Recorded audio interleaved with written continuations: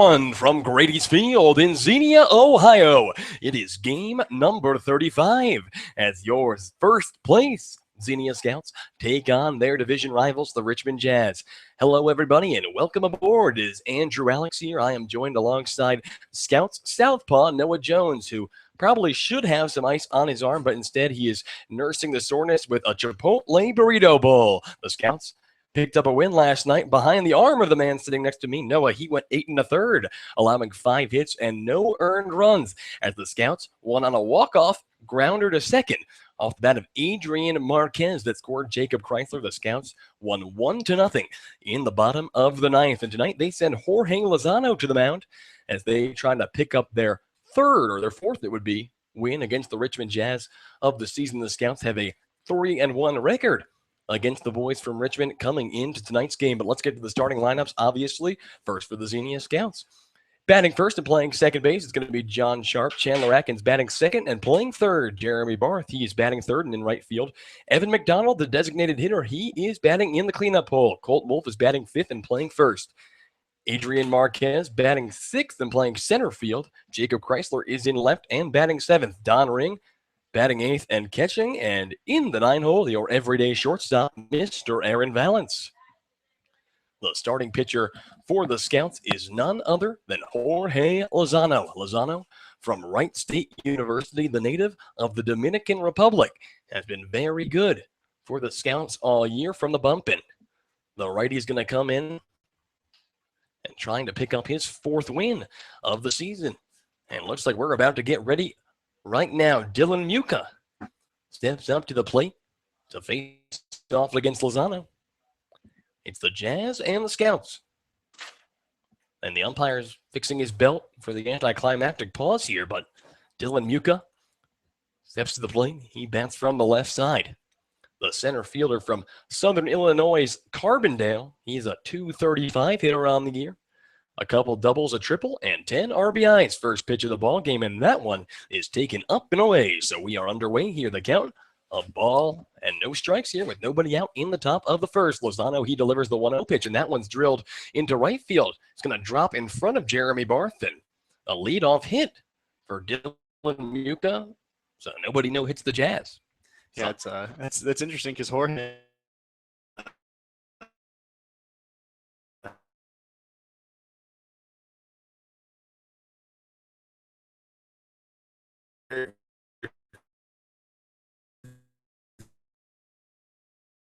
hits as he's carried deep into games already this year.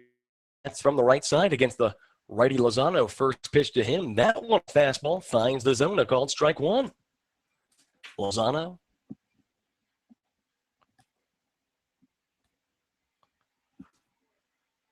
Here's the pitch. And that one breaking ball missing on the inside.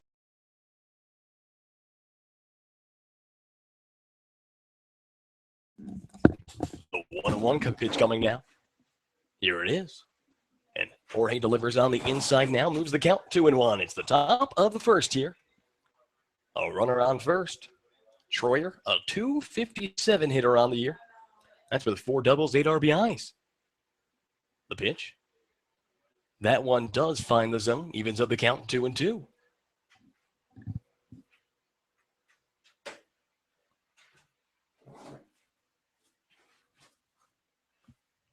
Here comes the 2-2 pitch, and the runner goes. That one's taken low and going to get out of the glove of Don Ring, so stealing that base there is Dylan Muka. He moves into scoring position, and the count goes 3-2.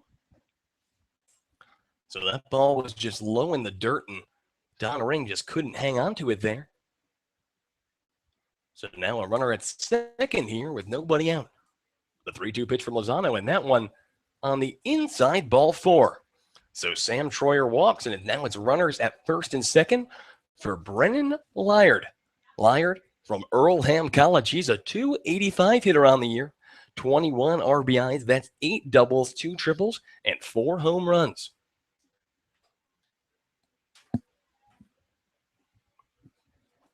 Lozano looks to Ring. Lyard, he bats from the right side against the righty. First pitch. Delivered on the inside fastball. Lyard stepping off, kind of getting out of the way of that ball and He's ahead in this count, 1-0. It's Lyard at the plate with runners at first and second. 1 ball, no strikes with nobody out here in the top of the first. We are still scoreless. Infield at double play depth. Here's the pitch. And Jorge paints the zone there, in there for a called strike, evens the count up 1-1.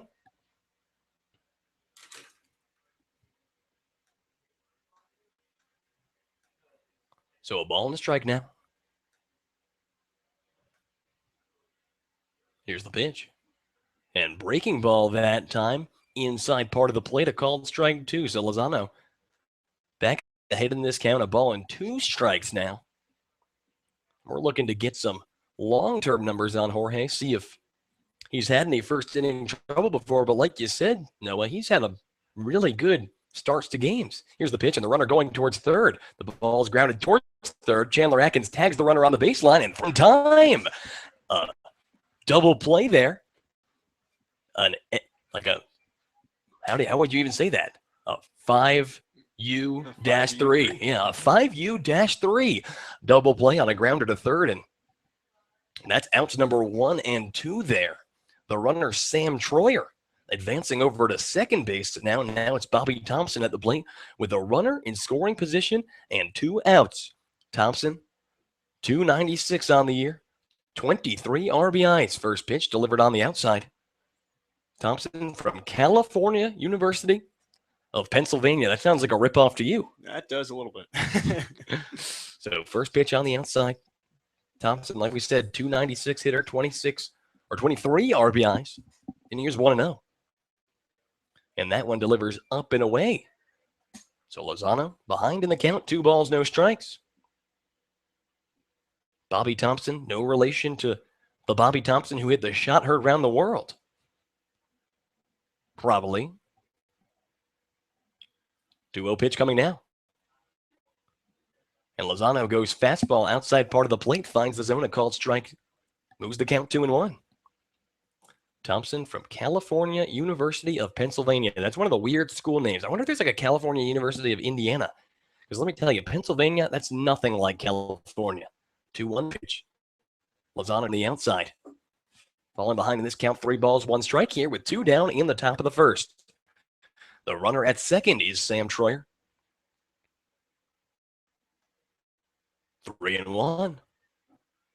Jorge delivers. And that one grounded over towards first. Colt Wolf grabs it, underhand toss to Lozano, covering the bag, steps on the bag, out. Number 3 on 1 hit, and 1 man left aboard. We are in the middle of the first. The Richmond Jazz and the Xenia Scouts still scoreless. Don't go anywhere. We'll be right back. You are listening to the Xenia Scouts Radio Network.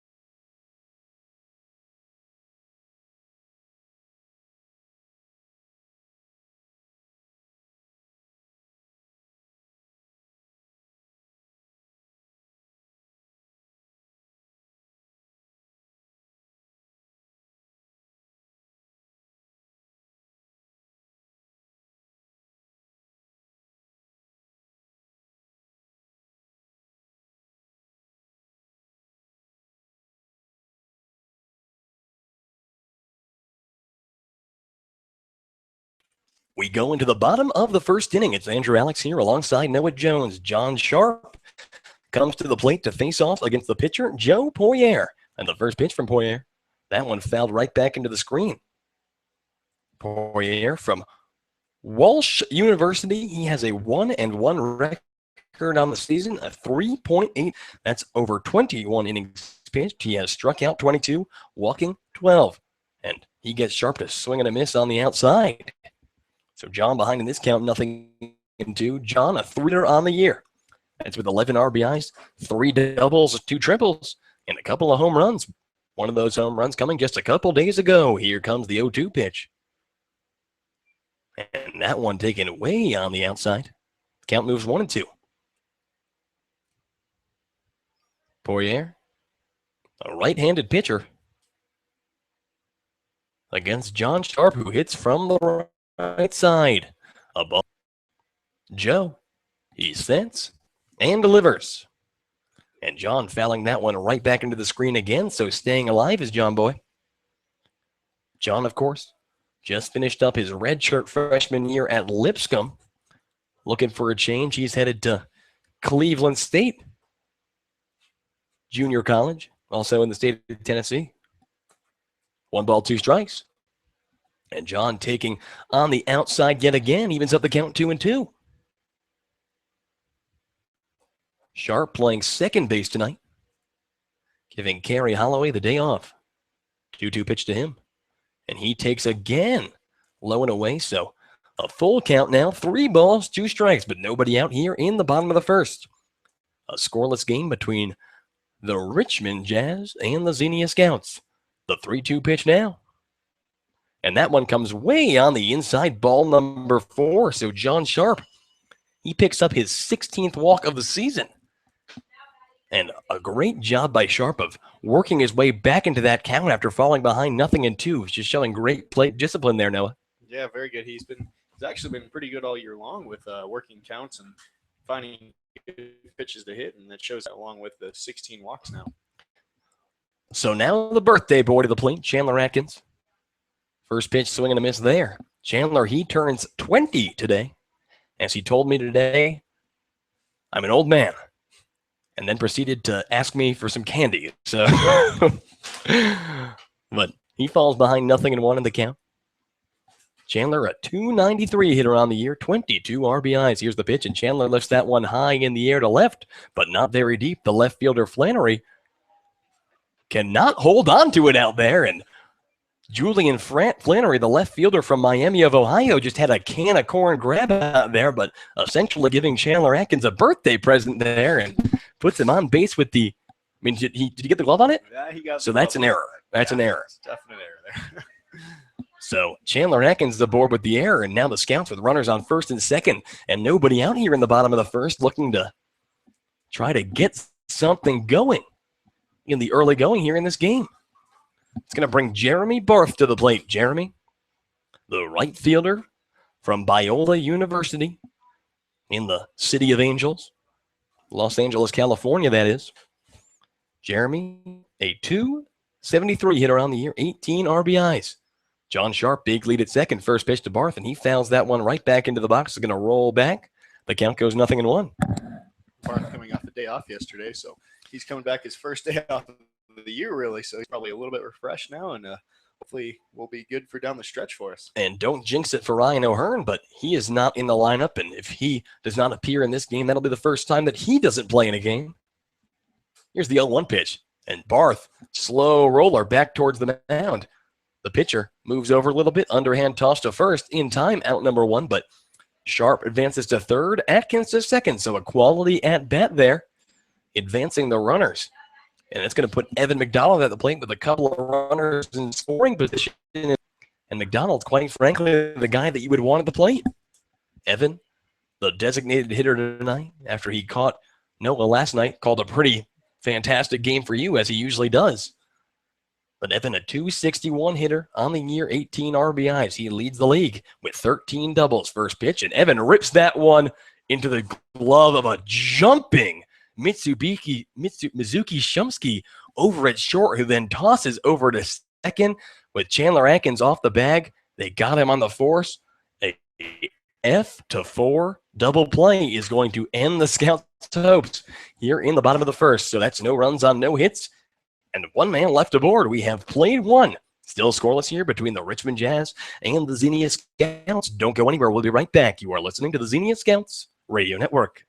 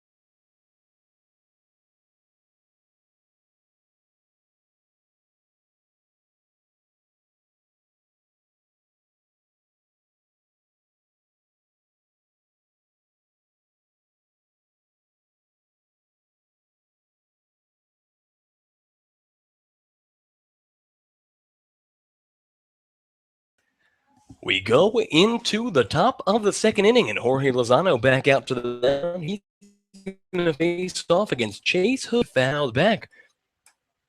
Hood from Miami University of Ohio, no relation to rapper Ace Hood. Well, at least we would assume. At least we would assume. We cannot make any. We haven't asked him, but the count 0-1. Lozano, he threw a scoreless top of the first, allowing one hit, and that one a slow roller over towards second. John Sharp charging it, throws on over to first in time. Out number one. That ball had a lot of weird spin on it, kind of heading slowly towards the 4-hole, but John Sharp reading it correctly and getting there quickly enough to get Hood over at first. So one away. Mark it down as a 4-3 in your books. It's going to bring Mizuki Shumsky to the plate. Shumsky, the guy who made the athletic catch over at short that forced the double play to end the bottom of the first for the Scouts, and he takes breaking ball on the inside. A called strike one. Shumsky, a 143 hitter on the year with 1 RBI, and he chops that one over towards third. Atkins fields it, throw on over to first in time. Out number 2. So a couple of ground outs have quickly gotten Lozano 1 out away from ending this one. It's going to bring Julian Flannery to the plate. Flannery, the left fielder from Miami University of Ohio. He's a 182 hitter on the year, 1 double, no RBIs. And he takes the first one into left field, a base hit. So Flannery with just a low liner into left for the second hit of the day off of Lozano. And I guess that sort of makes up for his botched can of corn catch over in left field himself in the bottom of the first inning. So now it's 1 on and 2 down. Slater Rush. Rush from Wabash Valley College, 217 on the year, 11 RBIs. First pitch from Lozano. Breaking ball. That one taken just high. The count 1-0. 2 outs here in the top of the second inning. 1-0. Here's the pitch, and that one taken high in the air to center. The center fielder Marquez is chasing back. He makes the grab for out number 3. So no runs on 1 hit and 1 man left aboard. We are in the middle of the second inning. The Scouts and the Richmond Jazz still scoreless. Don't go anywhere. We will be right back. You are listening to the Xenia Scouts Radio Network.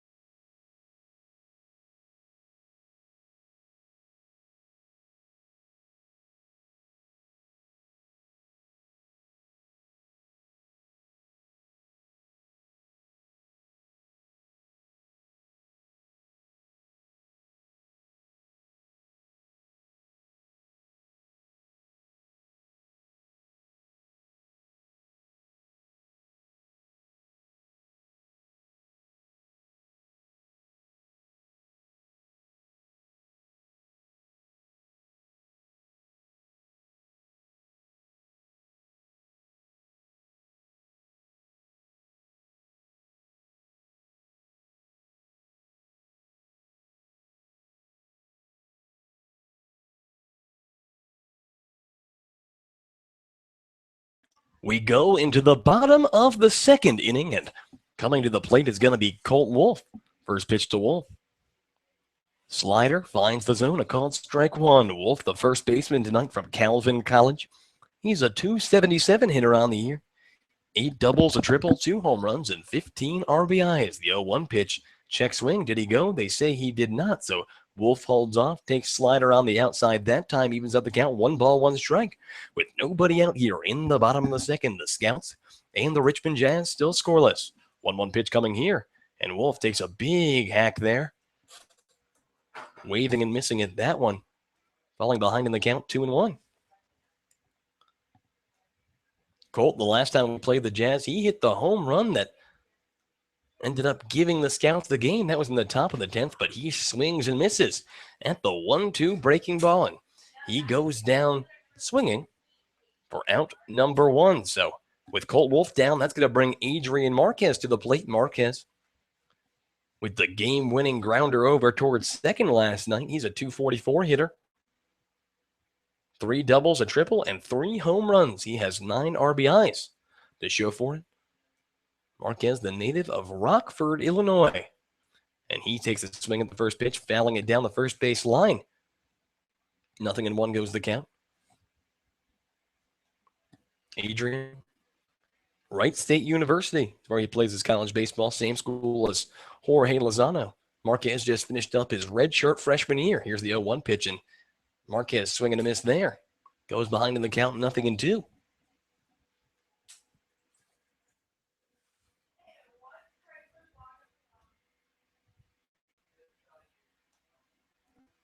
Oh, 2 pitch. That one just a bit high. Marquez holding off. Moves the count to ball. 2 strikes with 1 down here. Lefty-righty matchup favors Adrian Marquez, the 1-2 pitch, and he swings and misses there. So a couple strikeouts in a row for Joe Poirier, and now 2 away here in the inning. And going to bring Jacob Chrysler to the plate. Chrysler, a 286 hitter on the year with 3 RBIs. Chrysler playing in left field tonight, moving Marquez to center and giving Ryan O'Hearn the night off. First pitch, and Jacob swinging there, lifts that one high in the air, and baseman Reed Bittard comes under it and makes the grab. That is out number 3. So no runs on no hits and nobody left aboard. We have played 2. The Scouts and the Richmond Jazz still scoreless. Don't go anywhere. We'll be right back. You are listening to the Xenia Scouts Radio Network.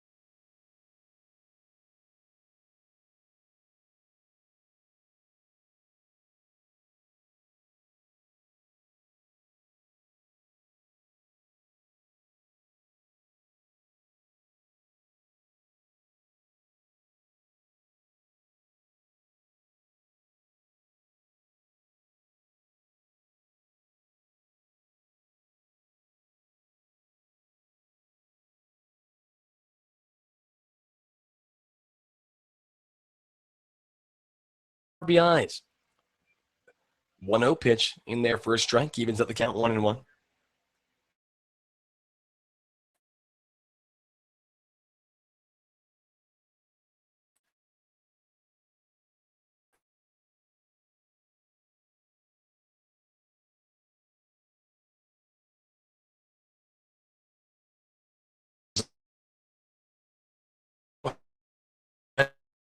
has allowed 2 hits through his.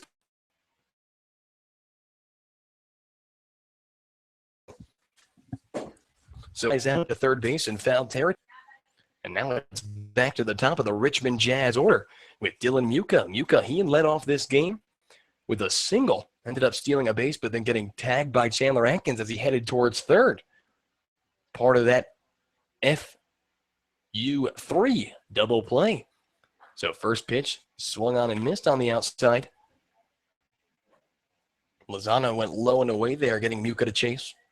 So Muka 1 for 1 on the day. And swing and a miss again. So Jorge gets a couple of swinging strikes, and he's ahead in this count 0-2 here with 1 down in the top of the third. A scoreless game between the Jazz of Richmond, Indiana, and your Xenia Scouts. 0-2 delivery. And that one is taken low and in. So the count moves 1 ball, 2 strikes. Lozano comes into the game with a 2.7.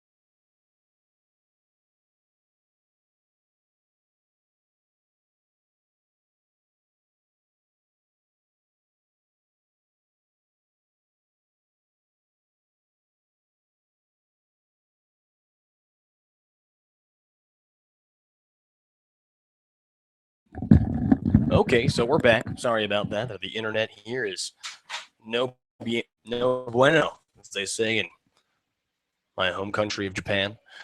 So we go into the bottom of the third. We're still scoreless.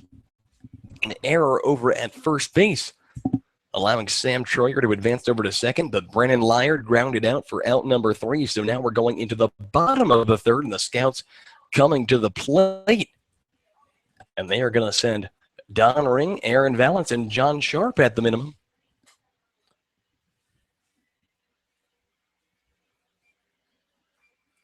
So hold tight here, and the action about to get back underway. Was it a 5-3 or a 4-3? It was a 4-3. It was a ground out to the second baseman. Yeah, so a 4-3. Somebody would keep you around. But now Don Ring coming to the plate. Ring from Hillsdale College. Your catcher this evening, Don, he just finished up his freshman year there. No relation to the movie The Ring, but he takes on the outside a first pitch ball. The count 1-0 here in the bottom of the third. We are still scoreless. The Donalds, a 207 hitter on the year, 6 doubles and 6 RBIs. He takes the 1-0 pitch low. So he goes ahead in this count 2-0. The Scouts look for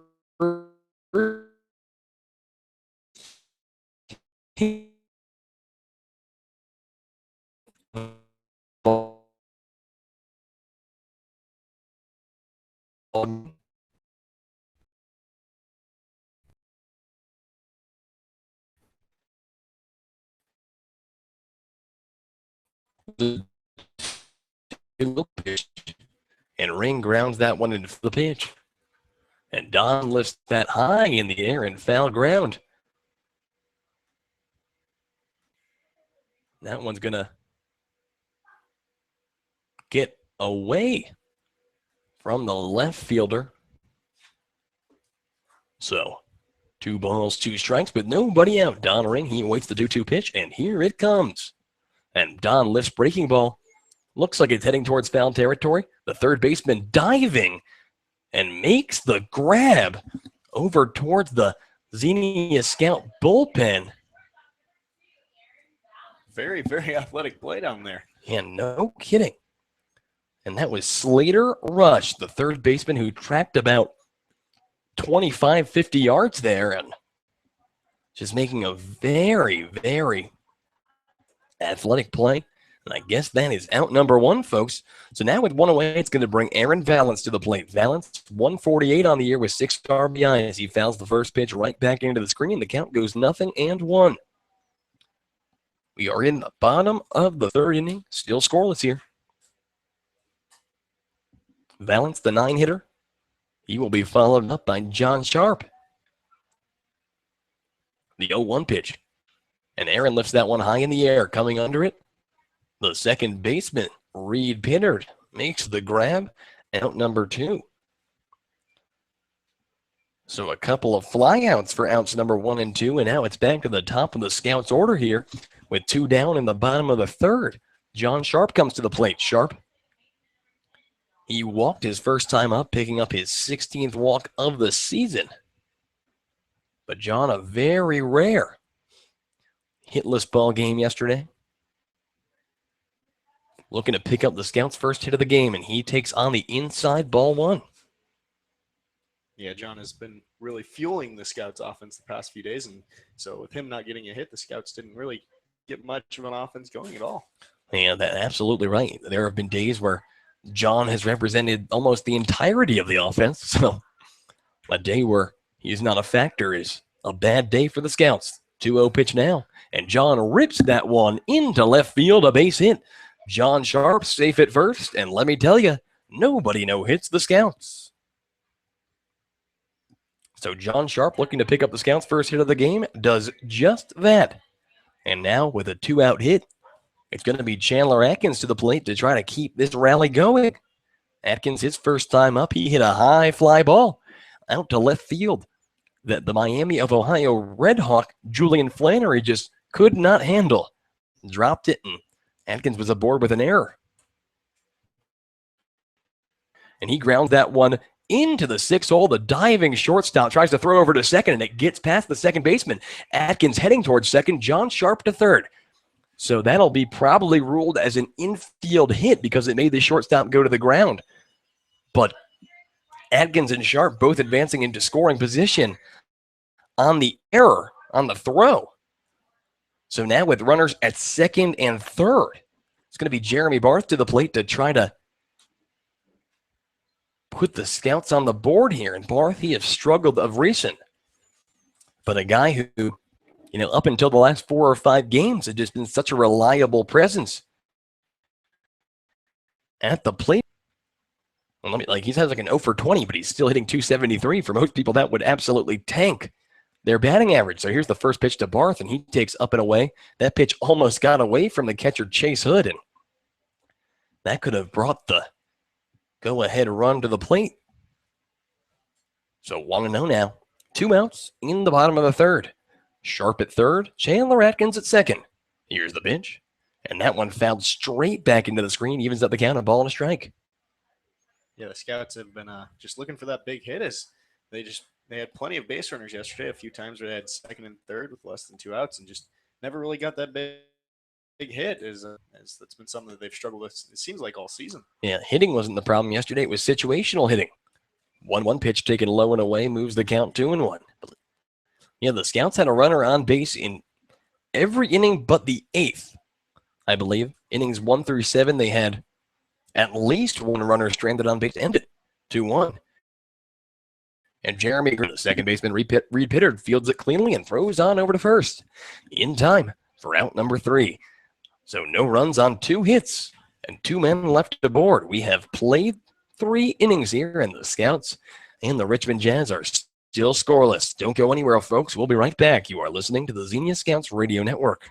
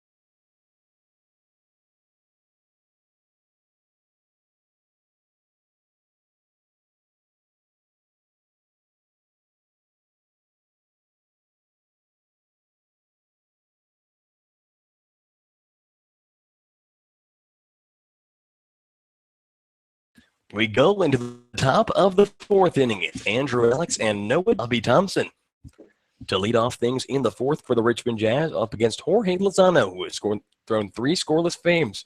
First pitch breaking ball from Lozano finds the zone, a called strike 1. Bobby Thompson from California University of Pennsylvania. And big swing and a miss there on 0-1. Back-to-back breaking balls to start him off here by Jorge, and both of them very good and down in the zone. 0-2. And Jorge delivers low and away, moves the count, a ball and 2 strikes. Lozano. He looks to the catcher, Don Ring. 1-2. And that one grounded in foul territory. Over toward first. We're going to stay at 1-2. Jorge, he's from the Dominican Republic. Originally moved to the state of Michigan at age 16 and was quickly signed by the Wright State Raiders. 1-2 pitch, up and away, evens the count up 2-2. And Lozano's story about coming to this country is really one that, highlights how privileged we are to live in the nation that we do. 2-2 pitch, and that one, slow roller over towards second. John Sharp fields it, underhand toss, close play. But the throw is in time. Out number 1. And Jorge, he has said that, the thing that inspires him is he wants to bring his half siblings. He's biological father, has some sons, and he wants to bring those kids over to the United States. And just a really great guy. But now with one away, the batter is Chase Hood. And he takes downstairs 1-0 goes the count. One down here in the top of the fourth. We are scoreless between the Jazz and the Scouts. Breaking ball on 1-0, and that one taken in there for a strike. Chase Hood, Miami University of Ohio. He's a .275 hitter. 1 home run, 7 RBIs. And Jorge delivers upstairs, moves the count 2-1.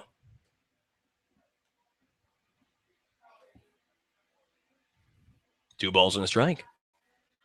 And that one, a high charge is Chandler Atkins, who picks it up, throws on over to first in time. That is out number 2. Mark it down as a 5-3 in your books, folks. And 2 up, 2 down here in the top of the fourth.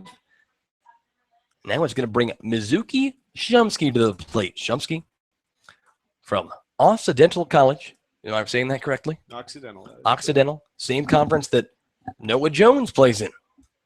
So first pitch, and that one's taken on the inside. And who is the most famous student of Occidental College? Most famous student didn't graduate there, but is current President Barack Obama, actually. Ding, ding, ding. We have a winner. So 2-0, the count to Shumsky. Is that in L.A.? That is in Eagle Rock, close to L.A. Very, very close. 2-0 pitch taken upstairs. So 3 pitches, 3 balls from Lozano to Shumsky. And Jorge trying to get himself across here after falling behind in this count. Here's the pitch.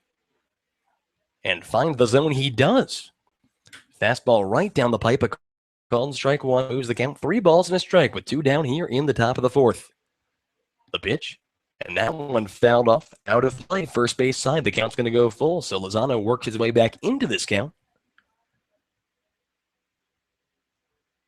So was he a starter with Occidental? I believe he was this past year. 3-2 pitch. Taken low, ball 4. So Mizuki Shumsky is aboard with a walk.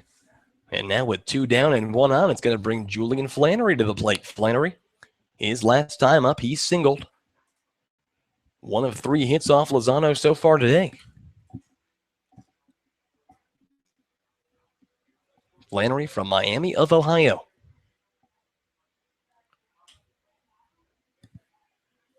First pitch. And that one's low. So you have Occidental College, that's Barack Obama at first. And Miami of Ohio, which represents the Republican Speaker of the House, Paul Ryan, at the plate. Happy 2016. 1-0. And that one delivered on the outside, fastball. Count goes 2-0. Flannery, 182 on the year. Ended up appearing in his first game with these Richmond Jazz against the Scouts. He was held hitless during that contest. The pitch in that one, a high chopper over towards second. John Sharp fields it cleanly. Quick throw over to first in time for out number 3. No hits and 1 man left aboard. We are in the middle of the fourth. The Jazz and the Xenia Scouts still scoreless. Don't go anywhere. We will be right back. You are listening to the Xenia Scouts. Work.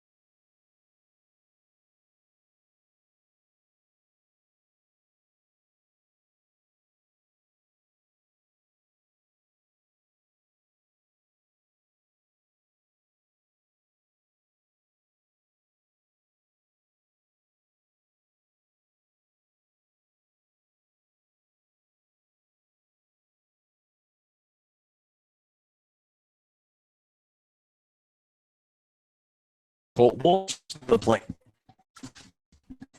And Noah, you can call. Take over. Yes, Colt is playing first base here tonight as he's taking over instead of Caleb Bloy, who the two of them are continuously switching off. The first pitch to Colt is going to be taken in there for a strike. Colt on the day is 0 for 1 with a strike.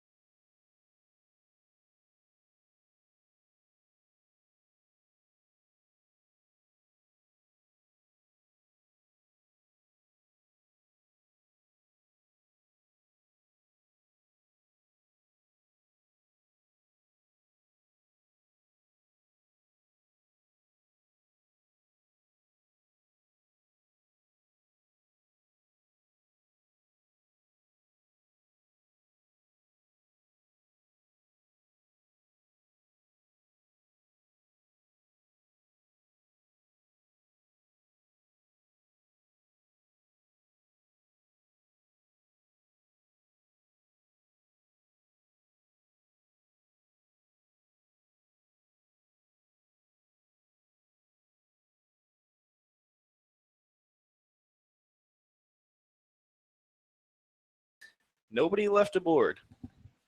We have played 4. Still scoreless between the Xenia Scouts and the Richmond Jazz. Don't go anywhere, folks, even though we're having connectivity problems. You are listening to the Xenia Scouts Radio Network.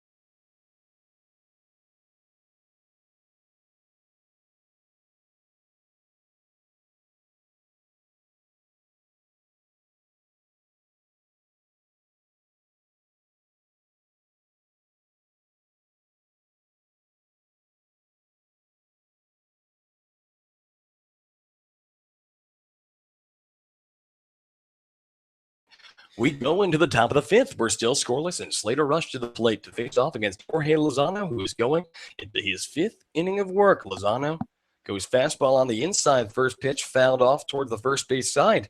0-1 goes the count. Rush 0 for 1 on the day. He flew out to center. His first time up. Here's the pitch, and that one, a slow roller over towards first. Colt Wolf, underhand toss to Jorge Lozano, covering the bag. Out number 1. Mark it down as a 3-1 in your books, and now it's going to be the 9-hitter, Reed Pitter, to the plate. Pitter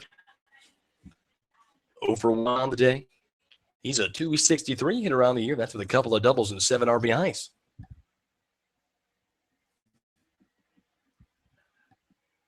First pitch. Breaking ball upstairs. 1-0. The Scouts finding themselves in a game that's kind of not where they want to be, but it's sure. Upstairs 2-0 goes the count. And yeah, like you said, the offensive woes have just been reoccurring. And something that the Scouts are really going to need to pick up if they want to have any success going into the postseason. But the 2-1 pitch from Lozano there does find the zone. So the count moves 2 balls and a strike with 1 out here in the top of the 5th. We are still scoreless. And 2-1 pitch way upstairs. That gets past the glove of Don Ring. And Lozano behind in this count, 3-1. 3-1 pitch. And that one is low and in, ball 4. So 1 out walk to Reed Pittard, and now it's back to the top of the order with Dylan Muka. So walking the 9-hitter probably something that Lozano didn't want to do, but Noah, you've probably, as I have noticed that around the 5th inning is when Lozano starts to kind of lose his stuff a little bit. Yeah, he tends to walk a few more hitters. He doesn't necessarily get hit harder that much, but he seems to walk a few more hitters and can lead to a little bit of trouble for him. The first pitch is low, ball 1. Yeah, then in the starts we've seen when he goes, say, 7 innings in the complete game that he threw, even in that game, like it was the 5th inning that he struggled a little bit, and the 6th and 7th he settled right back in, was back to the kind of dominant showing that we've seen from Jorge for the most part. So 1-0 now. Muka, he's 1 for 2 on the day. A single to lead off the game, and then he grounded out over to first, his 2nd time up. Muka, a 235 hitter on the year from Southern Illinois, Carbondale. The 1-0 pitch coming now from Lozano, and he delivers low and away, ball 2. So Jorge struggling to find his control here and stage in the game. 2-0 the count. Jorge, pickoff attempt over to first. Not going to get him. Did we get the out-of-town scoreboard? We somewhat did. As the Steve deadlock in the 3rd inning, I believe, of their game. And the Hamilton Joes in Licking County is not up to date. Either that or they have not started because of the rain that has gone by earlier today. So 2-1 the count now after Lozano leading the strike. 2-1 pitch, and that one's hit in the air very high, but not deep. The left fielder, Jacob Chrysler, comes under it and makes the grab for out number 2. Mark it down as an F7 in your book, folks. Now it's 1 on and 2 out. It's going to bring Sam Troyer to the plate.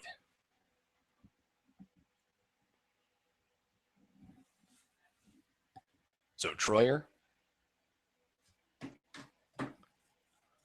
reached on an error his last time up. Walked his first time up, so he's been on base both times. The runner goes, and he is going to slide in safely. As once again, just Don Ring couldn't pick it up quickly enough. Moves the count here with 2 down in the top of the 5th.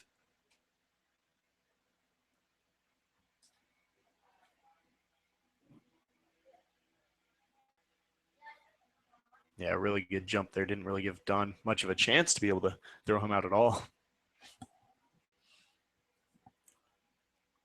So 1-0 the count now.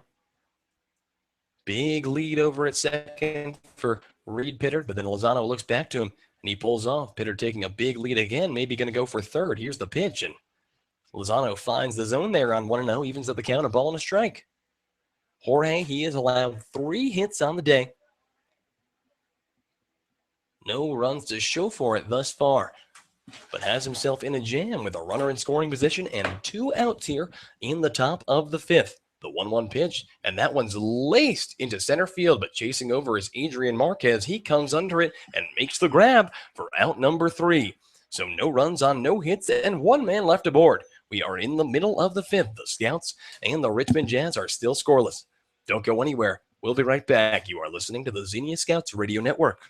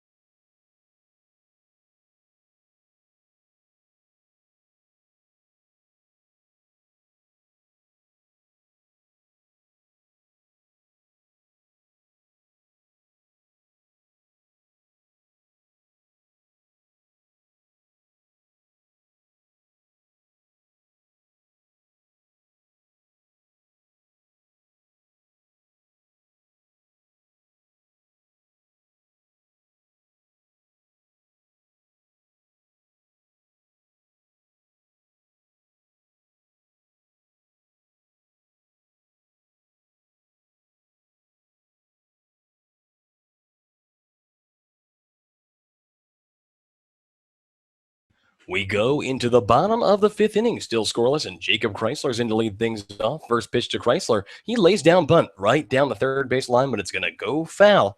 So he steps back into the box with a 0-1 count now. We're still scoreless here in the bottom of the fifth. And the Scouts offense, I don't know what's the bigger story. The Scouts pitching has been superb over the last 3 games, or the Scouts offense has been nowhere to be found. Yeah, they're probably both equally big stories. It's been somewhat of the story of the Scouts all year almost, but other than a few glimpses here and there of the other way for both. The 0-1 to Chrysler. He takes on the inside, evens up the count of ball and a strike. Jacob, his first time up, he flew out to the second baseman, Peter. 1-1 delivery now. Chrysler fouls that one out of play down the first base side. Moves the count of ball and 2 strikes. The Richmond Jazz 9-23 on the year. The Scouts are 21-12, and the Jazz, who are 11.5 games out of first place, are at this point mathematically eliminated. But Chrysler takes the 1-2 pitch, a chopper over towards short. The third baseman coming in and cutting it off. Chrysler over at first. Safe! An infield hit for Jacob Chrysler. And Chrysler really displaying that hard 90 that Corey Coobs stresses over there as first base coach. And that ball just a play that develops slowly as the shortstop Shumsky was waiting there, but Slater Rush came and tried to hurry things up from over at third, and he threw on over to first, but Chrysler, who is a very, very fast guy, gets there in time at first pitch, and the runner Chrysler goes. Foul tip, they're going to say. So Chrysler's going to have to head back. Yeah, Chrysler with a really good jump there. Probably would have swiped that bag had that ball not be fouled off.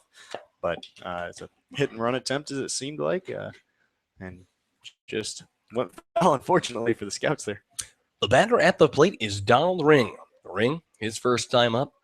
He flew out in foul territory on the third base side. That was the amazing sliding catch by Slater Rush about 50 feet towards the, or 50 yards towards the Scout bullpen. But now with 0-1 the count, Ring awaits the pitch, and Don swing and a miss there. So he's behind the count, 0-2. Don from Hillsdale College. Same school as Ryan O'Hearn and Will Cruz, and a school that since the first season that Shane Armstrong played for the Xenia Scouts has been just a feeder program for athletes in action. 0-2 pitch, the runner goes, throw on over to second, is going to get past the glove of the shortstop Mitsubishi Mizuki Shumsky. Mitsubishi. Ooh. Mizuki Shumsky. But Jacob Chrysler swipes the bag there. So now he moves into scoring position. The pitch to Ring was taken low and away. So the count 1-2 now, and the Scouts have a runner in scoring position with nobody out. So Don Ring looking for a quality at bat here, trying to move the runner over at least. 1-2 the count. Here's the pitch. And that one's taken up and away, evens up the count 2-2.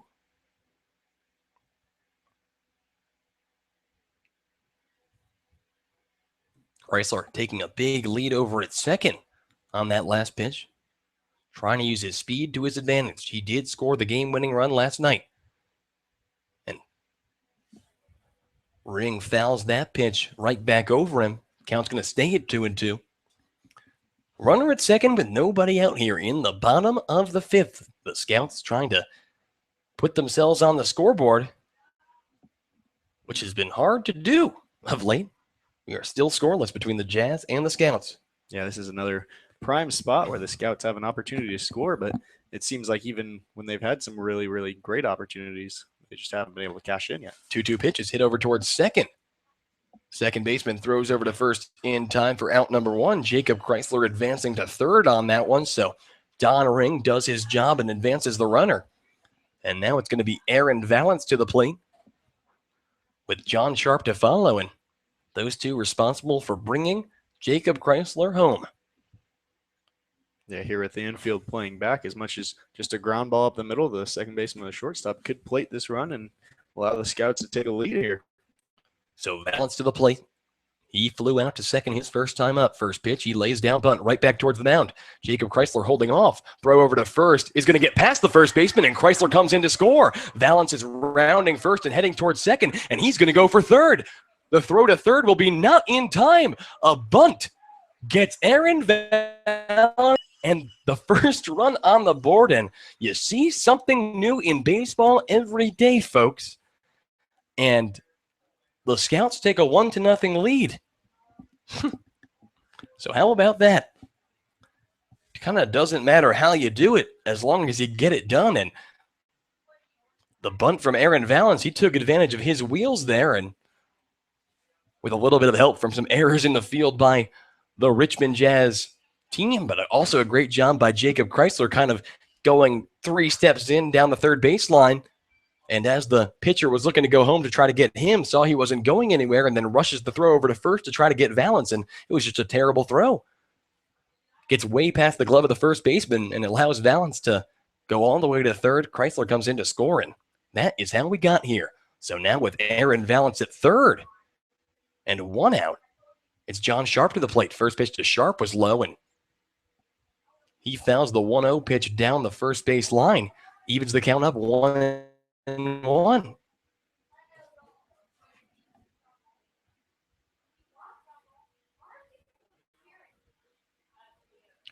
the count. Here's the pitch. That one's taken upstairs, ball 2.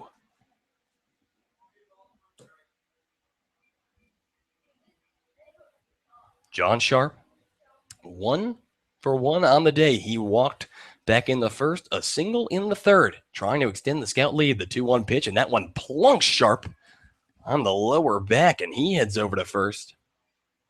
And Noah, you might remember when just a couple days ago when John Sharp getting hit by a pitch represented the only run that the Scouts could score in the first 9 in the innings. first 9 innings, exactly. And then it was a walk to Chandler Atkins, the walk-off walk that brought him home. So now it's runners at the corners for Chandler Atkins. Aaron Valance at third, John Sharp at first here with 1 out in the top or in the bottom of the fifth. The Scouts lead this game by a score of 1-0. Atkins, an infield single, his last time up. First pitch taken in there for a called strike. Chandler, 293 coming into today's contest. One of the more consistent hitters on the Scouts throughout the season. Looking to get some birthday RBIs for the 20-year-old. The 0-1 pitch coming now. And Chandler hits that one up the middle, a base hit. That one goes into right field. Aaron Valance comes in to score. John Sharp to second. An RBI single off the bat of Chandler Atkins gives the Scouts a 2-0 lead. Chandler picking up a birthday RBI. That's his 23rd RBI of the year. So extending his team lead does Chandler. And what is it with Xenia Scouts and doing well on their birthdays? Like Jeremy Barth had like 6 RBIs on his birthday. That he did. And now Atkins has reached base all 3 times he's come to the plate. And speaking of Jeremy Barth, he comes to the plate with runners at first and second.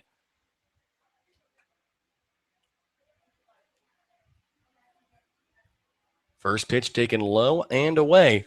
Ball number 1.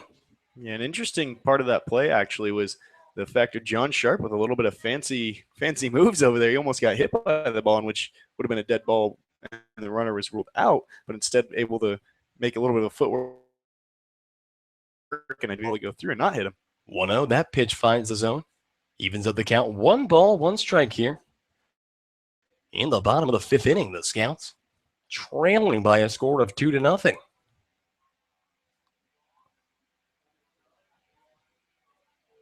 The 2-0 pitch. And Poirier finds the zone yet again. A called strike 2 moves the count. 1 ball, 2 strikes. Raiola, he has found himself in quite a slump, but has an opportune time to break himself out of it. He awaits the 1-2 pitch. And he lines that one up the middle, a base hit. John Sharp, he's rounding third and heading home. The throw to the plate will be cut off by the pitcher. John Sharp slides in safely, and Jeremy Barth, out of his slump, an RBI single. Brings home John Sharp, and the Scouts take a 3-0 lead now.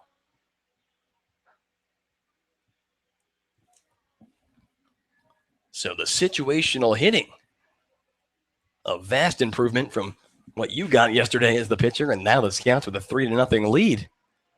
And it's still going. They have runners at first and second and 1 out yet again. It's going to be Evan McDonald to the plate. McDonald 0 for 2 on the day. It looks like a meeting at the mound here. The manager for the Richmond Jazz, Matt Brankel. That's Brankel. It's like ankle with a BR in front of it, but he's coming out, and we're going to see how long they're going to leave Poirier in there. Poirier, one of the better arms on this Richmond Jazz staff. A 3.85 ERA for a team that loses 66% of their games.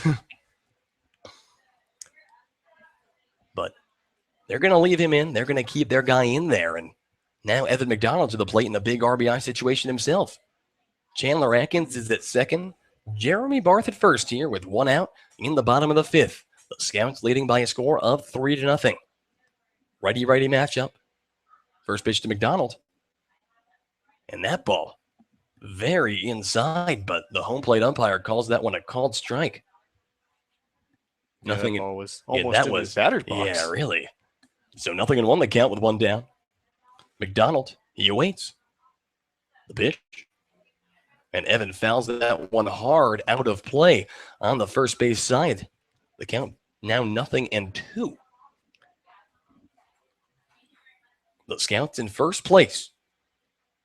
A loss by the Hamilton Joes today and a win by the Scouts will give the Scouts sole possession of first place, but it's been a game of catch-up.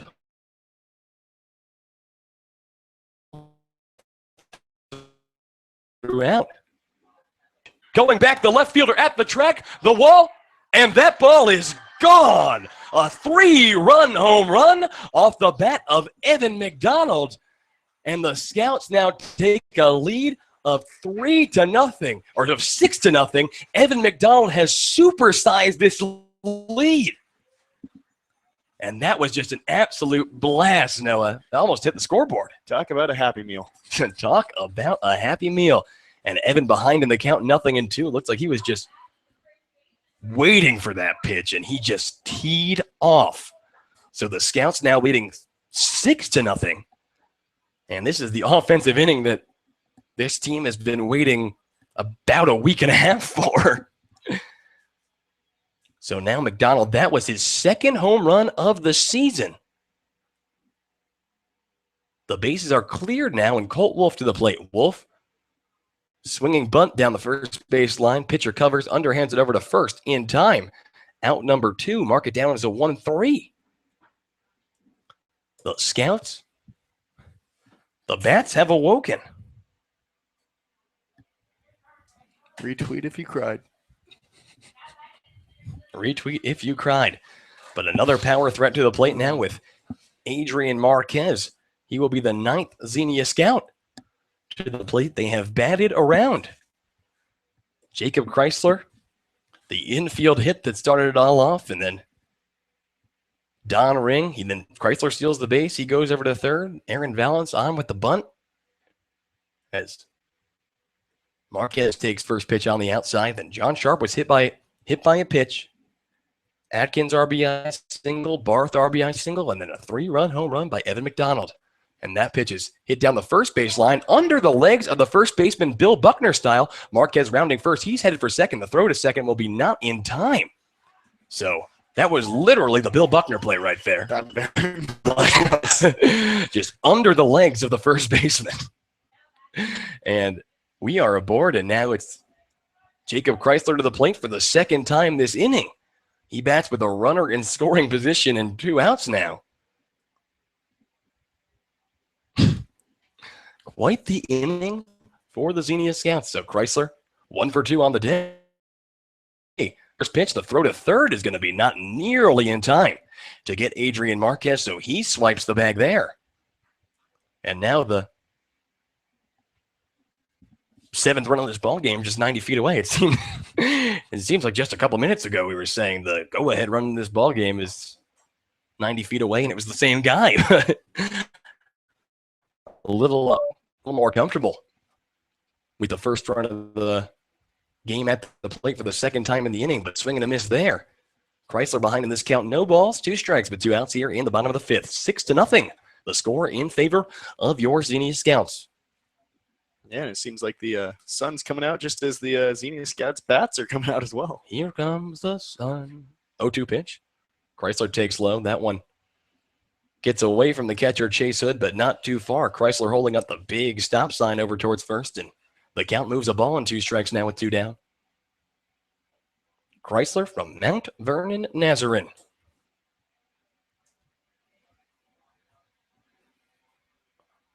One-two coming now. And Jacob hits that in the air, but in foul territory. First base side, first baseman chasing. He makes the grab, or not. He does, right in front of the fence.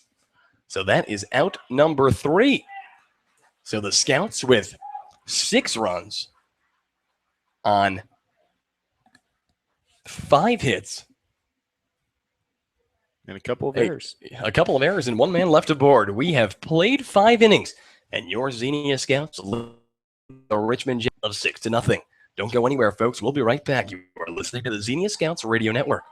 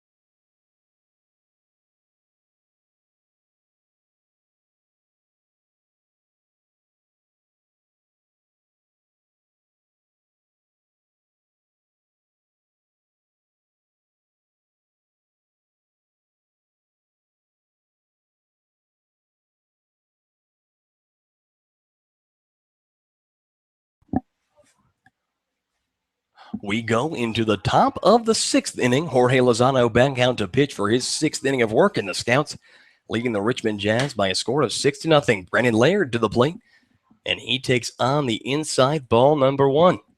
Lozano has thrown 5 scoreless innings, allowing 3 hits thus far. And he goes way outstairs, ball number 2.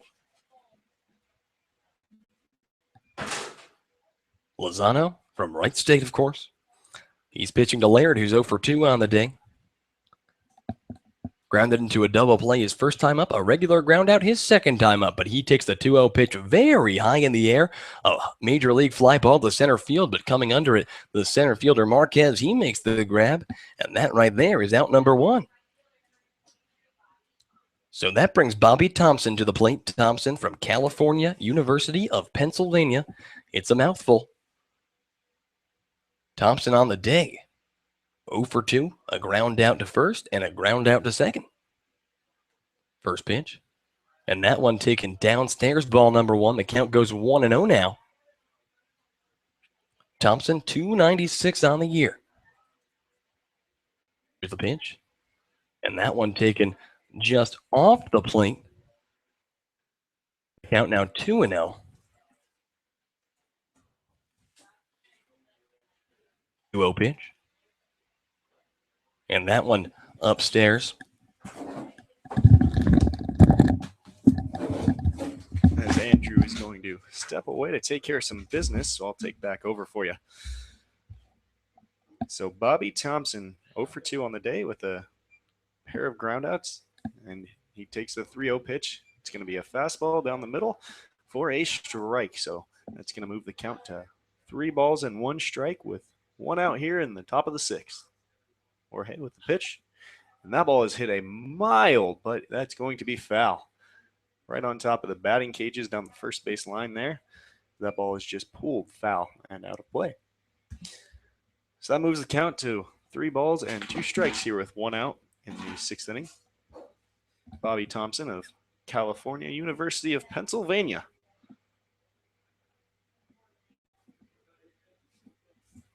Thompson already has 23 RBIs on the year and 2 home runs. Lozano with the pitch. And that's going to miss down and away. So that is going to be a walk, and I believe that is Jorge's 4th walk of the evening. As there is action in the Xenia Scouts bullpen with what I believe is Nick Cecil, the other left-handed pitcher on the staff here for the Scouts. But now up to the plate for the Jazz is going to be Chase Hood from the University of Miami. That pitch is down in the turf and is going to skip away, but the runner is going to hold there at first base. So nobody hurt there other than moving the count to 1-0, where Jorge was hoping to get ahead of this hitter, but it's still early on in this count. We'll look to even it up here. Jorge with the pitch. It's going to be just below the knees, maybe a change up there. Jorge does not look very happy about that call. It looked to be a very, very good pitch, just was not called a strike. Jorge sets and delivers. And a foul ball down the first base side, almost into the Jazz dugout. We'll move the count here to 2 balls and 1 strike. John Sharp's going to go have a word, maybe talk some defensive alignments with Jorge here. As the double play ball is very much in order here if Jorge can throw a good pitch down in the zone and could very much get out of this and make it another quick inning for him. Jorge with the pitch is going to miss downstairs again. So 3 balls and 1 strike here to Chase Hood. Hood's hitting .275 this year, just a little under 300 with 3 doubles and 1 home run, as he's going to take ball 4 as well. So back-to-back walks issued here in the 6th inning for Jorge. After the early fly out to center field, which is going to bring up Mizuki Shumsky, the shortstop, as Bubba Cates is going to go have a word with Jorge. Be interesting to see here if he decides to opt early out of Jorge, as his pitch count is still low, but it looks like that he's just going to have a word, maybe talk defensive alignments and allow Nick Cecil a little bit more time to be able to get loose here in the 6th.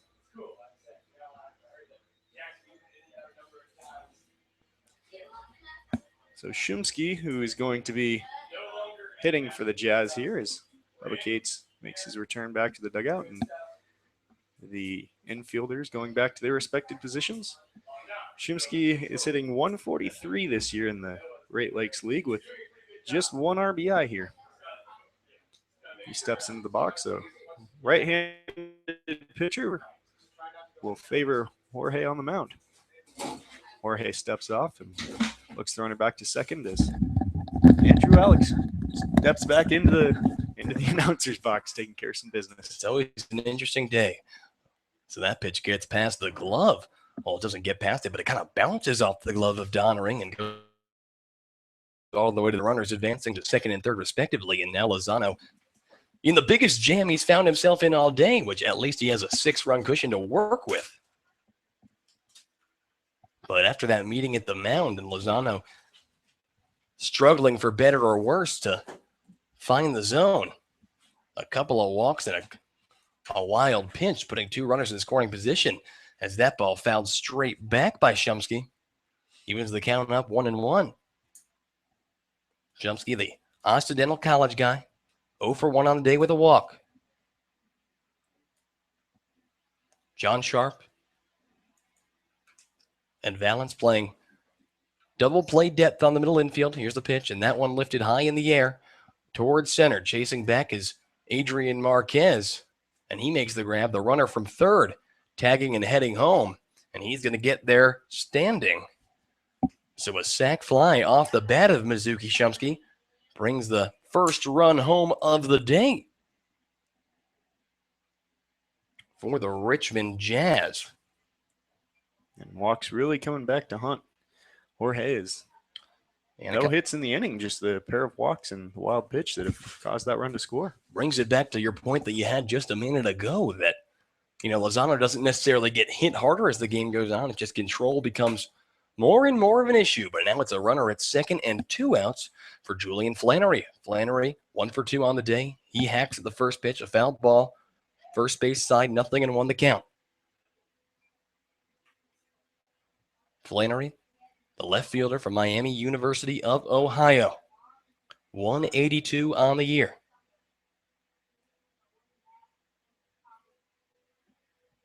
The 0-1.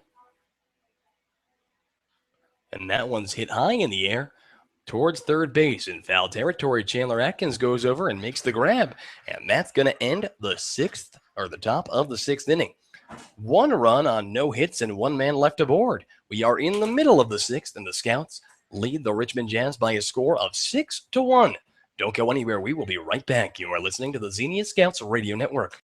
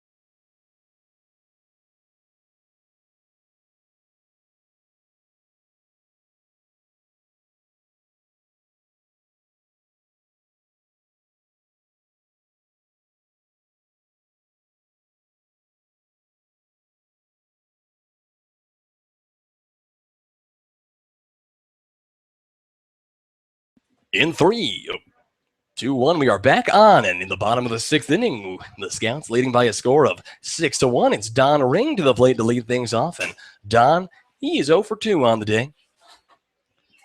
A ground out and a fly out in foul territory. And he grounds that one foul down the first baseline, evens up the count, a ball and a strike here. Ring 207 on the year with 6 RBIs. Shares the catching role with Evan McDonald. And Ring, who had to miss a number of games behind the dish because of shoulder pain, now back and catching for Jorge Lozano, but the 1-1 pitch is taken on the outside, moves the count, 2 balls and a strike here. The Scouts leading the Richmond Jazz by a score of 6-1, trying to at least keep pace with the Hamilton Joes, if not take a 1-game lead. 2-1 pitch, and Don rips that one into right field, a base hit. So Don Ring with his first hit of the day, and the Scouts with the leadoff man aboard here. And that's going to bring Aaron Valance to the plate. Valance, the shortstop from Wayland Baptist, the native of Amarillo, Texas. His last at-bat was, let me tell you, an interesting one. He laid down a bunt to try to bring Jacob Chrysler home from third, and the bunt was not right back to the mound, but straight towards the mound, a slow roller. Valance heads towards first. Chrysler takes 2 steps off third and stays there, so the pitcher thinking that he's going home.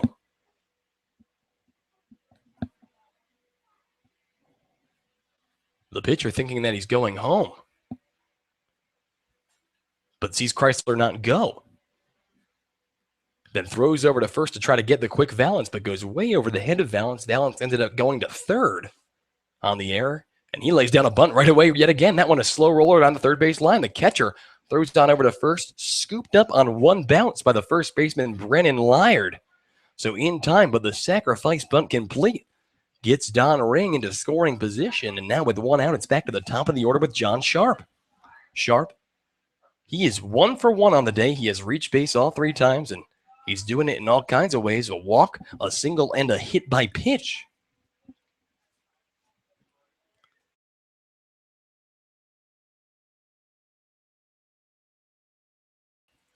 So Ring takes his lead at second. Sharp awaits. Here's the first pitch. And John, a grounder over towards short. Ring goes to third. The throw to the shortstop to first is in time for out number 2. So John Sharp retired for the first time today. Mark it down as a 6-3 for out number 2. And now Don Ring is at third base, and it's up to Chandler Atkins to try to bring him home. Atkins has reached base all 3 times as well. A pair of singles and reaching, or I think 3 for 3. Because his first hit with he got to second on it. Yeah, so he's 3 for 3 on the day. In RBI, he's the team leader in RBIs in that pitch. First pitch is foul right back. 0-1 goes the count.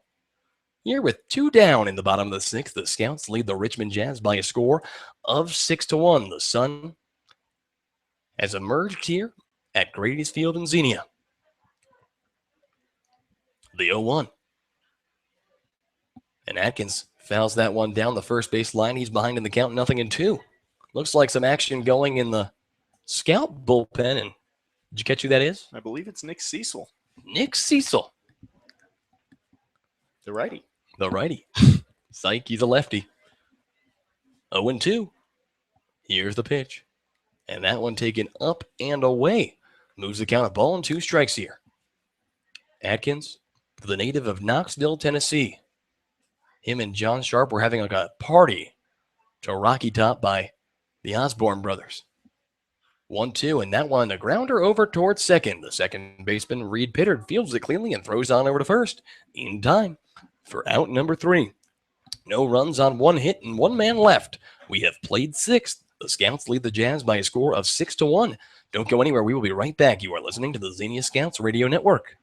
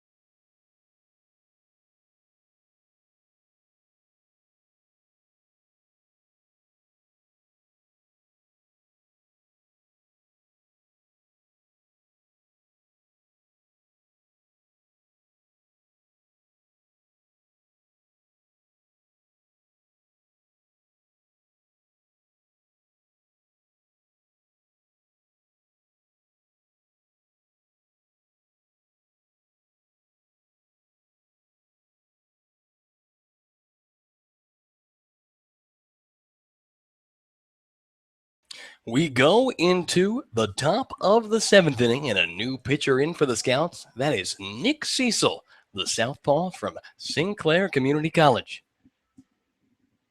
First pitch from Cecil, and that one is ripped into center field. Chasing under it is Marquez, but that one's going to drop in front of him.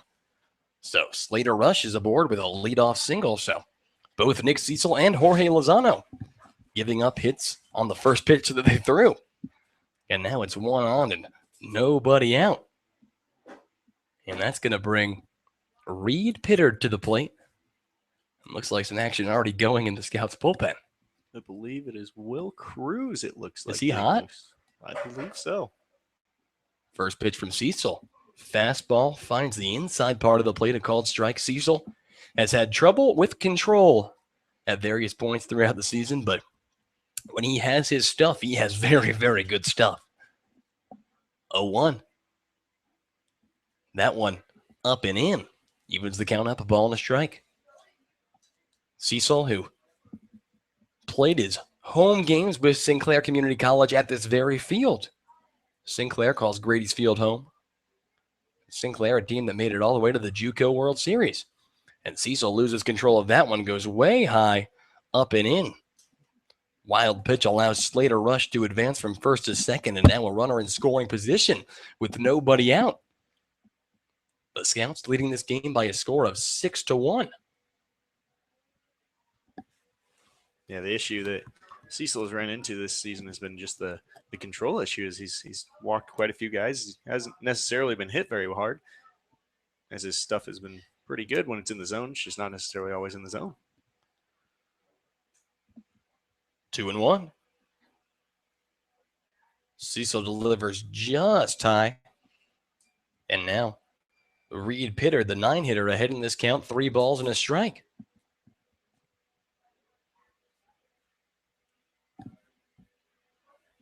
Three one. And that one's lifted high in the air to right. Chasing back is Jeremy Barth at the track. That ball's going to drop at the track. Jeremy Barth cutting it off before it can bounce over to the wall. Coming home from second and is Slater Rush, and he will score without a throw. So an RBI double off the bat of Reed Pittard puts another run on the board for the Richmond Jazz. They now trail this game by a score of 6-2, and still a runner in scoring position and nobody out for Cecil, who a rough start here to this appearance in relief. So nobody out here in the top of the 7th inning. 6-2 the score. Reed Pittard is at second, and we are going to head back to the top of the order.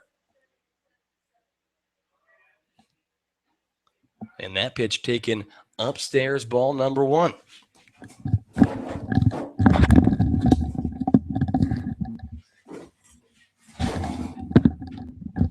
Andrew goes to take care of some more business as things have been very hectic up here in the booth today.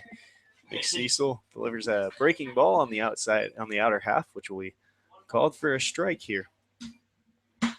Dylan Muka of Southern Illinois' Carbondale is hitting .235 this year and is 1 for 3 on the day with a single.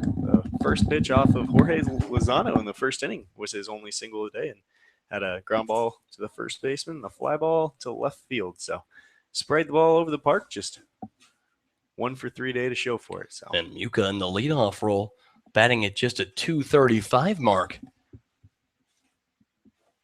But he pops that one up on the infield. The shortstop Valance under it makes the grab. The first out of the inning now. Mark it down as an F6. And that's going to bring Sam Troyer to the plate. Troyer is 0 for 2 on the day, reached on an error in the 3rd and flew out to center back in the 6th. Or back in the 5th, I should say. And now he comes to the plate with a runner in scoring position and 1 out. Lefty-righty matchup. Cecil, he delivers. First pitch just on the inside. Looks like a fastball. 1-0 the count. Troyer from Rend Lake College. He awaits the 1-0. Here it is. And that one taken on the outside. So a couple of pitches, a couple of balls for Nick Cecil. 2 balls, no strikes with nobody out.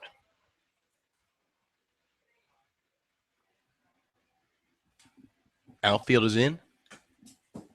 Infield regular depth and 3-0 pitch or 2-0 pitch upstairs. The count moves 3-0. Sam Troyer's Rend Lake College. That's located in, it's a community college located in Enna, Illinois.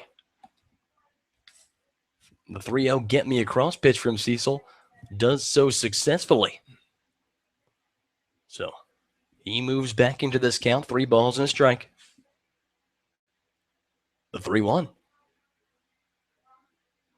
And that one is inside ball 4. So Nick Cecil allowing his third base runner. And Bubba Cates going to come out to the mound, and he might very well just pull the plug here. And Cecil, who, it's a couple of hits and a walk, making just 1 out, and not a successful outing for the Southpaw by any means, really. It doesn't look like the Bubba Cates is going to pull him just yet. It looks like this maybe, just talking strategically, is the 3-hitter, the heart of the order for the Jazz will be coming up here. Yeah, and possibly just buying some time. Because, with a 4-run lead, pulling the plug at this point is it's early. And the Scouts do have a cushion, but we have seen how these leads can escape it, especially with bullpen troubles. Just ask Riley O'Brien of the Copperheads how quickly leads can get away from you. The Scouts beat the Copperheads 4 times this season on comebacks, or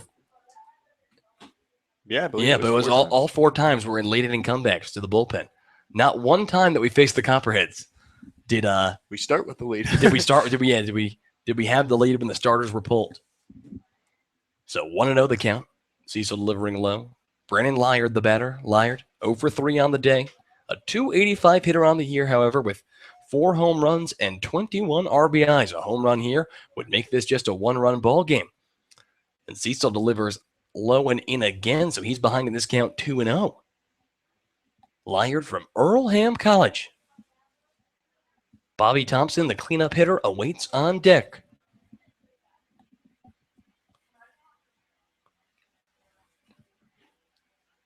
.2-0 pitch taken on the outside. 3-0 goes the count. And struggling to find the zone is Nick Cecil, who is just 1 out or just 1 pitch away. And Brennan Lyard has grounded out on the middle infield twice already today. Infield's a double play depth for sure. 3-0. Get me across does just that.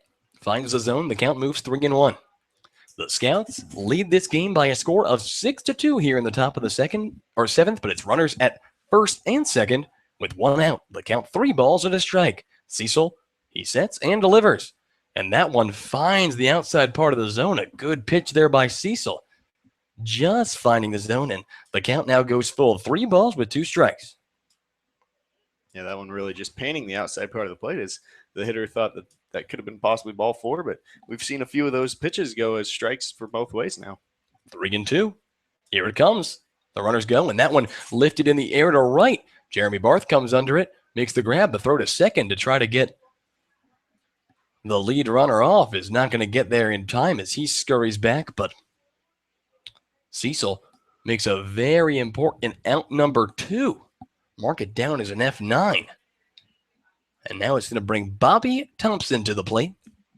Thompson from California University of Pennsylvania. We've said it once, we'll say it again.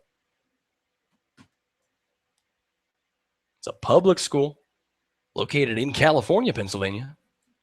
But he's a very dangerous hitter in that cleanup hole. He takes a first pitch strike. Thompson, a .296 hitter on the year. 23 RBIs, 10 doubles, a triple, and 2 home runs. So 0-1 to count. The pitch from Cecil, and that one, breaking ball low and away, evens the count up, a ball and a strike. That's kind of confusing, Andrew. A city in Pennsylvania named California. I'm looking for famous alumni here. former Democratic Congressman Grant Furlong. He was the congressman from 1943 to 1945 there, so I guess he can't be that famous. But the 1-1 pitch fouled right back into the screen. A ball and 2 strikes, but 2 outs. Runners at first and second. Cecil. The 1-2 pitch. And that one grounded over towards John Sharp at second. He comes in, throws over. In time. So Nick Cecil gets himself out of a bit of a jam there. And that is going to end things for the Jazz in the top of the 7th. 1 run on 2 hits and 2 men left aboard. We are in the middle of the 7th. The Scouts leading the Richmond Jazz by a score of 6-2. Don't go anywhere. We will be right back. You are listening to the Xenia Scouts Radio Network.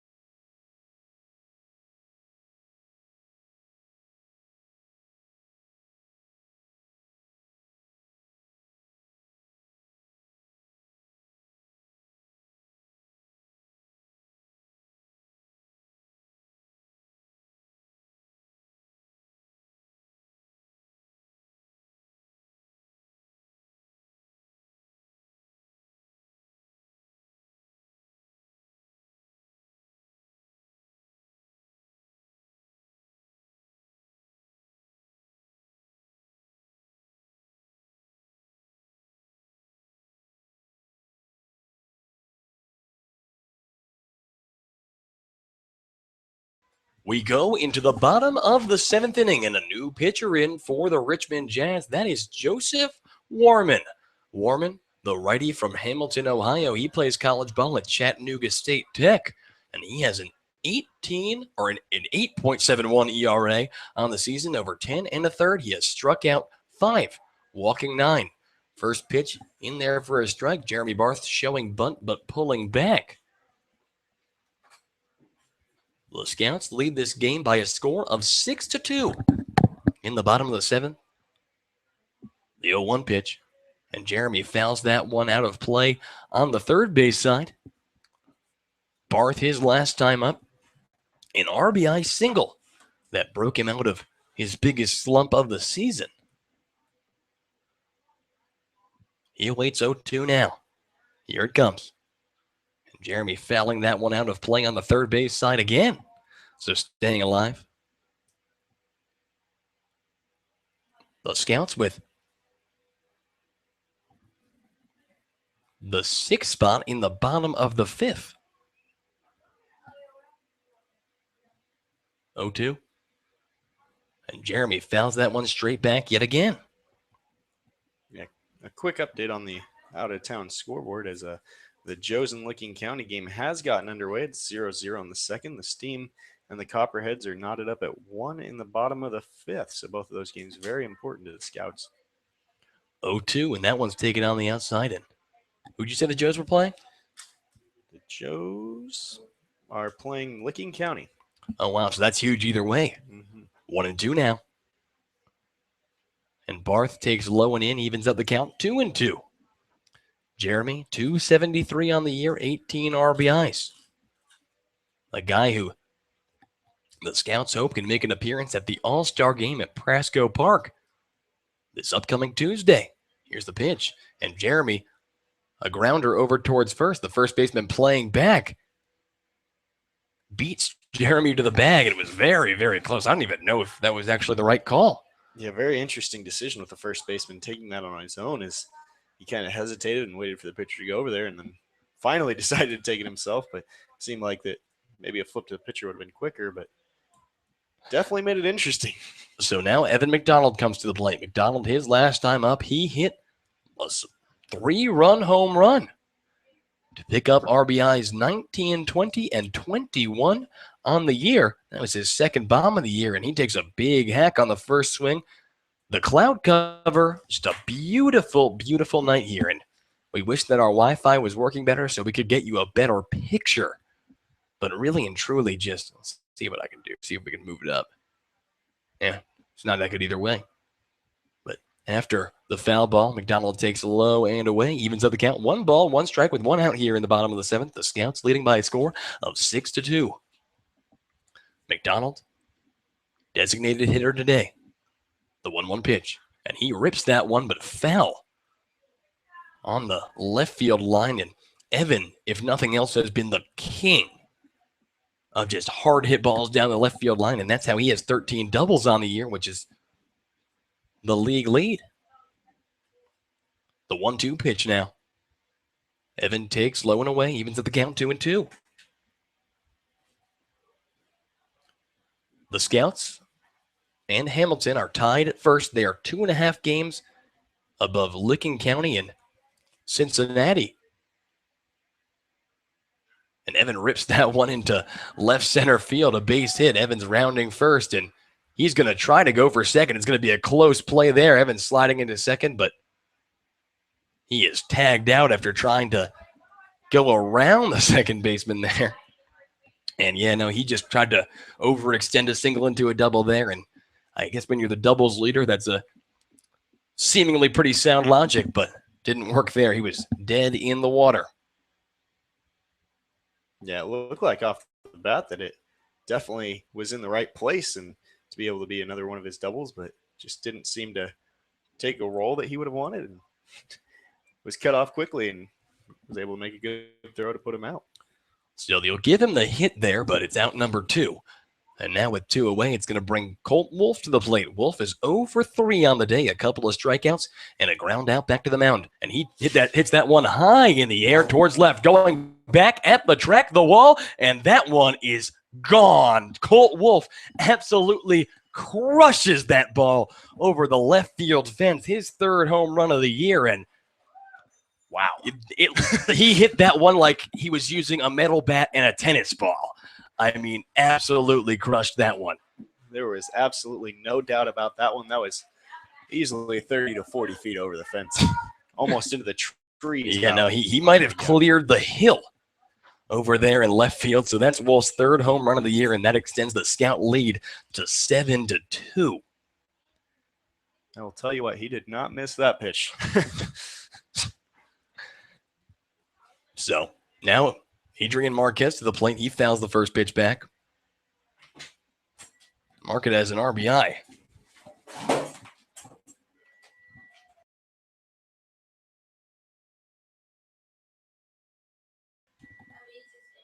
And Marquez takes in that time a called strike inside part of the plate. Moves the count, a ball and 2 strikes with 2 down. Queso, his last time up.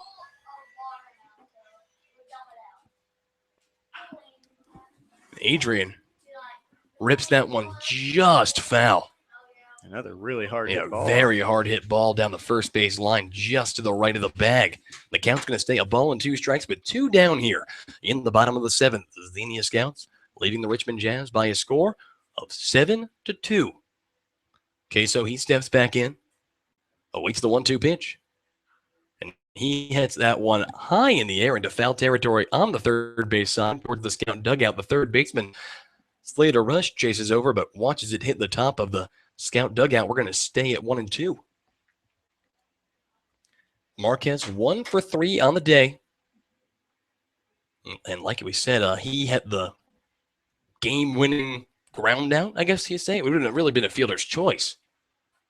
But he did his job there, and he laces that one over towards second. But the second baseman, Reed Pitter, playing deep in the hole and throws on over to first in time for out number 3. So 1 run on 1 very, very hard hit, and nobody left aboard. We have played 7, and the Scouts lead the Richmond Jazz by a score of 7-2.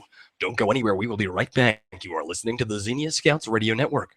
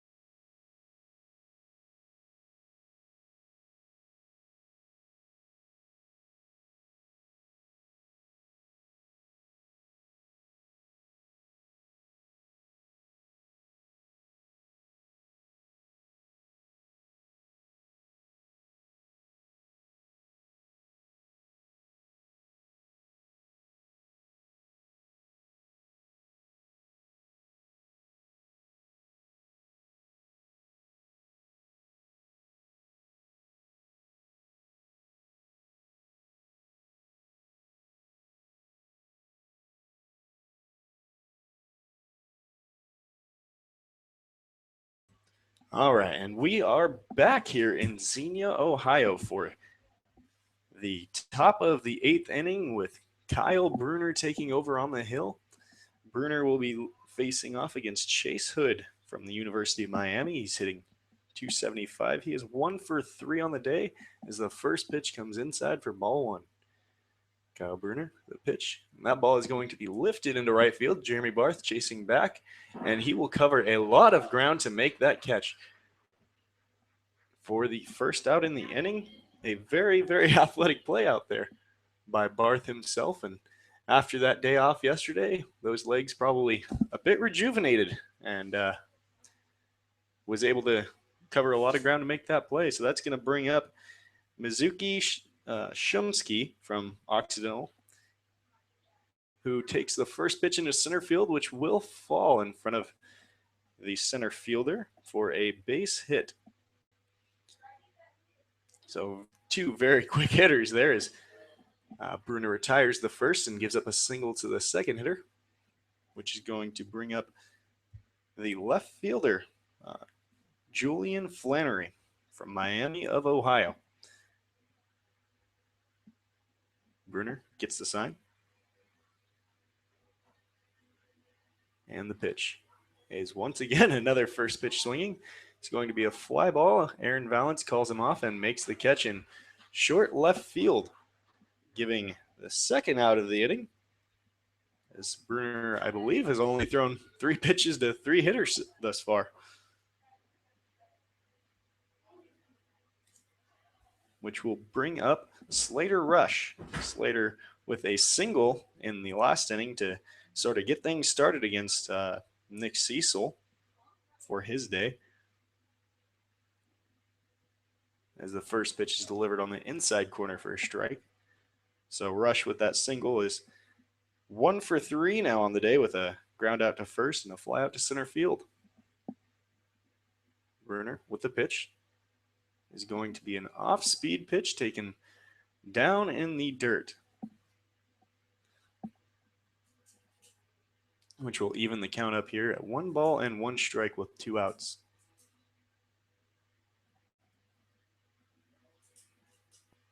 The pitch is going to be taking a fastball in the outer half to once again get ahead in the count for Bruner. A 1 ball and 2 strikes here with 2 outs, and Bruner looking to make quick work of the Jazz in the top half of the 8th. And a very, very, very close pitch there, as it seemed like the umpire was about to ring him up, but he did not, in fact, and will just be a ball, and we'll try 2 balls and 2 strikes now with Bruner. And that ball is hit into the gap out there as Marquez is chasing and will go for extra bases. Marquez, as the runner, is going to try to score from first, and he will be out at the plate. As a very, very good relay there from Adrian Marquez back into the infield, and just in time as they throw the runner out at the plate. So that will end the threat here with the 2 hits on no runs with 1 man left aboard. We have made it through 7.5 here, as the Scouts will take their 7-1 lead into the next inning. Don't go anywhere. We will be right back. You are listening to the Xenia Scouts Radio Network.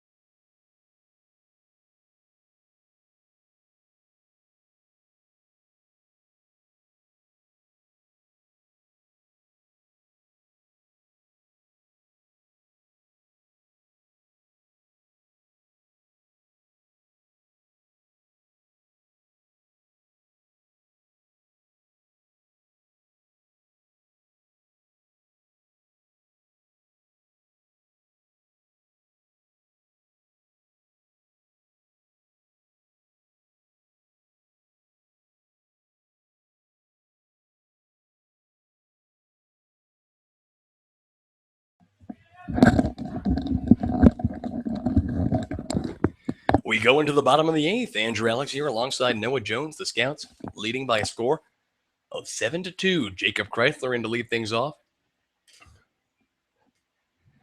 And he takes low and in ball number 1. Chrysler, he is 1 for 3 on the day. Scored a run, stole a base, and he lifts that one into center field. The center fielder, Muka, right in front of it, grabs it, out number 1.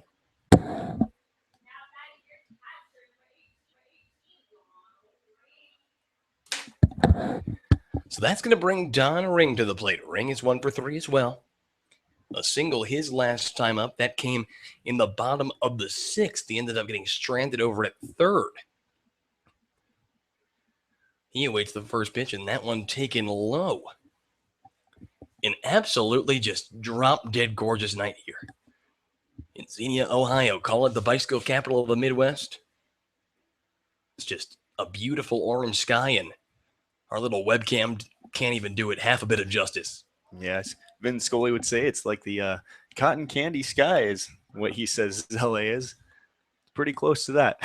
And that is like, honestly, it's drop dead gorgeous outside. And of course, it's the day that our camera guy can't make it, right? I had to go out there and try to take matters into my own hands, but 2 balls and a strike. The count now to Ring. That pitch is lifted into left center field, and it's going to drop going to the wall.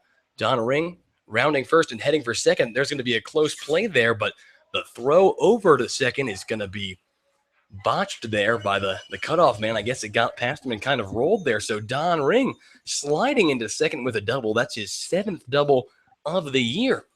And the Scouts with a runner in scoring position trying to get an insurance run here,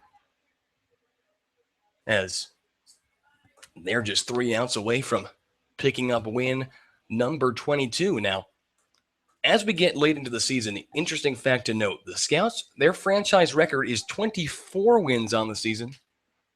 So this team is looking to kind of break that team record for individual wins, among other things, trying to win a championship for the first time in franchise history.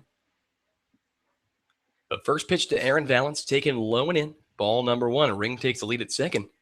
Here's the pitch, and a very close call on the outside. The umpire calls it a strike, so that evens it up 1-1. Here in the bottom of the 8th. Yeah, when you mentioned the pennant race being so close, it makes me once again check up on the scoreboard as the Joes have taken a 6-run lead over the Licking County Settlers, which, realistically, either way, it's going to make a big difference in how the standings finish up. Yeah, no, everything matters, and you got Copperheads and Steam. The Steam and Copperheads are still all knotted up at 1 in the 5th inning now. So a ball and 2 strikes. Here's the pitch. AV takes that one bouncing past the catcher, Chase Hood. Don Ring's going to stay put over at second. That pitch evens up the count. 2 balls, 2 strikes. Aaron Valance, he is, call it 1 for 2 on the day with a sac bunt. 2-2 the pitch. And AV fouls that one straight back. We're going to stay at 2-2. Valance played with the Rochester Richmond last year alongside Ryan O'Hearn. And as we're here in the bottom of the 8th and O'Hearn still hasn't seen the field, he might actually have a chance to get his first full day off. Here's the 2-2 pitch. And breaking ball, that one is going to be in fair territory. A diving third baseman throws on over to first, but not in time. So Aaron Valance squeezing in an infield hit there. Don Ring does not advance. But that was just a hard ground ball right down the line, and Slater Rush dove, probably thinking the ball was going to go foul. But when he had it, he tried to stand up, and it was a close play over at first and a good throw by Rush. But AV just beat it out for the infield hit. So we've seen a number of infield hits over the past 24 hours, probably more than the last couple of weeks combined. But now it's John Sharp to the plate with a run at 1 out and runners at first and second. The Scouts leading by a score of 7-2. Sharp takes up and away ball 1. John, he is 1 for 2 on the day. He has reached base 3 times and scored a run. A walk and a hit by pitch. Playing into that big time, but John holds off on 1-0 on a ball in the dirt, so he's ahead in this count 2-0. With 1 out, trying to pick up a couple key RBIs for the stat line. 2-0 pitch. And John watches on the outside, 3-0. John Sharp at the plate. Chandler Atkins awaits on deck. Here's the pitch. And that one does find the zone. A very close pitch on the outside. Moves the count to 3-1. John from Lipscomb, the native of Knoxville, Tennessee. And he lifts that one high in the air towards left, but not deep enough. The left fielder, Julian Flannery, comes under it and makes the grab. And a very hard hit ball by Sharp. And after we've already seen 2 home runs over that left field fence, kind of gets your heart going. But John just putting not enough on that one. And Flannery makes the grab out number 2. Yes, we've seen 3 home runs in our past 3 days from the Scouts alone. So yeah, no I believe all of them in that direction as well. So now Chandler to the plate. First pitch, passed ball. Don Ring advancing over to third. So that puts another run just 90 feet away. How did we get here? Don Ring doubled, Aaron Valance singled. And then advancing on the pass ball. So Chandler, who has 3 hits on the day and an RBI, with a chance for 1 more and to add on to that RBI total. And Chandler takes upstairs, so the count now 2-0. Atkins, like we said, it's his 20th birthday. Happy birthday to you, buddy. 2-0. And that one gets past the glove of the catcher. Don Ring is going to come in to score. And Aaron Valance moving over to second. So the passed ball extends the Scout lead to 8-2. And Aaron Valance moving into scoring position. So insurance runs are key. And no need to give anyone any late inning magic. If you recall hearing about that game between Galleon and the Lima Locos earlier in the season where Galleon put up like 7 runs in the 9th. It can happen. Can happen to anyone. So 3-0 the count now. Here's the pitch. And Chandler takes the get me across 3-0 pitch there. Moves the count to 3 balls, 1 strike with 2 outs. Aaron Valance. He stands at second. Atkins at the plate. The 3-1 pitch. And Chandler lifts that one sky high to right field, but not deep enough. And it goes way over the head of the right fielder. That is hilarious. The right fielder was like 20 feet ahead of the ball with his hands up in the air, not knowing where the ball went. The ball drops like 20 feet behind him. And Chandler Atkins, you can't call that an error. Stupidity, or I can't call it stupidity. I'm being mean. He probably lost that ball in the lights, but Chandler Atkins is at third, and that's going to be a triple.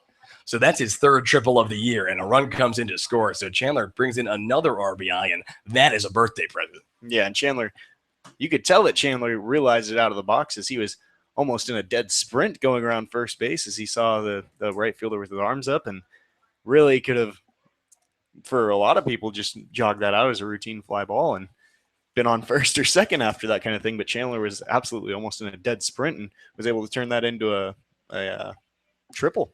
So Aaron Valance scores from second with 2 outs there. And now it's Jeremy Barth to the plate, swinging a miss there, evens up the count, 1 ball, 1 strike. And yeah, I thought he was calling for the ball, but he was calling that he didn't know where the ball was. So 1-1 the count now. Jeremy swinging a miss there. So make it a 4-for-5 day with 2 RBIs and a run scored for Atkins on his birthday. Happy birthday to you. The 1-2 pitch down to Barth, and he takes inside, evens up the count 2-2. The Scouts now lead 9-2. Here in the bottom of the 8th, Chandler Atkins is over at third, and the Scouts are trying to keep going as their offense has woken up here. As Jeremy fouls that one hard out of play on the third base side, we're going to stay at 2-2. Barth is 1-for-4 on the day, an RBI single back in the 5th. He ended up coming home to score on the McDonald 3-run shot, 2-2 pitch, and that one delivered on the outside. The count's going to go full. That one almost got past the glove of the catcher Hood, and Atkins could have come in to score another run there. But 3 balls, 2 strikes with 2 outs here. The 3-2 pitch. When it's taken inside ball 4, so Jeremy Barth aboard with a base on balls. And it's going to bring Evan McDonald to the plate with runners at the corners. McDonald, he is 2-for-4 on the day, a single back in the 7th, and a 3-run home run in the 5th. And we're going to see if the Jazz are going to leave their pitcher in here, and they probably will. And they will. So McDonald to the plate. Here's the first pitch to him, and he takes upstairs, ball 1. Evan from Fairleigh Dickinson, now 21 RBIs on the season. Would be catching up with Atkins if Atkins didn't put up 2 more. So Atkins now at 24 on the year. And Evan lifts that one high in the air to left, but that one's going to go foul. Definitely had a little bit of juice in that one as well. Yeah, no, that had a very similar look to the 3-run home run, but obviously just at a different angle. Ball and a strike the count. Runners at the corners with 2 down here in the bottom of the 8th. The pitch, and Evan grounds that one over towards the second baseman Pittard, who's going to go to second for the force. Out number 3. So 2 runs on 3 hits and 2 men left aboard. We have played 8, and the Scouts lead by a score of 9-2. They're going to come out and try to shut the door in the 9th. It's going to be Trenton Wood. You don't want to miss it. Don't go anywhere, folks. We'll be right back. You are listening to the Xenia Scouts Radio Network.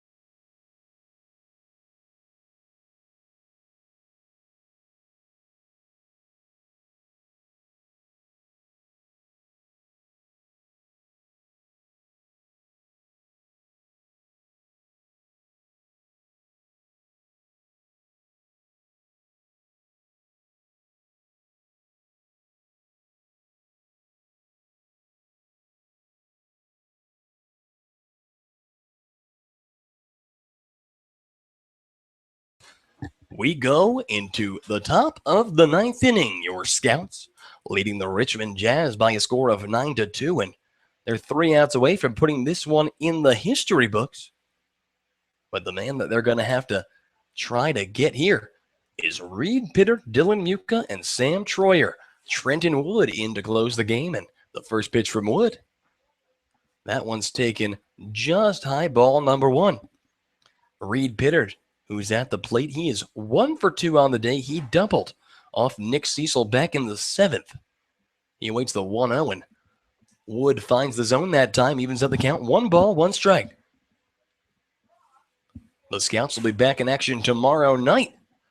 Remember, that's in Richmond, Indiana, against this very same Jazz team, their final trip across state lines, at least of the regular season, and most likely of even any postseason appearance, because Irish Hills Leprechauns, unlikely to make it to the playoffs.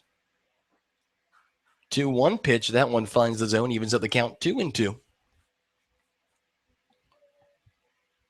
Wood, the righty from Mount Vernon, Nazareth, and he pitched just a couple days ago, allowing 1 run in an inning pitched.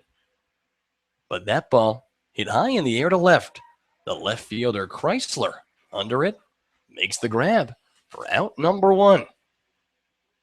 Yeah, and Wood out here pitching 9th is going to give Matthew Wade the day off. And that's huge. That's huge. Matthew Wade snagging a win from Noah yesterday.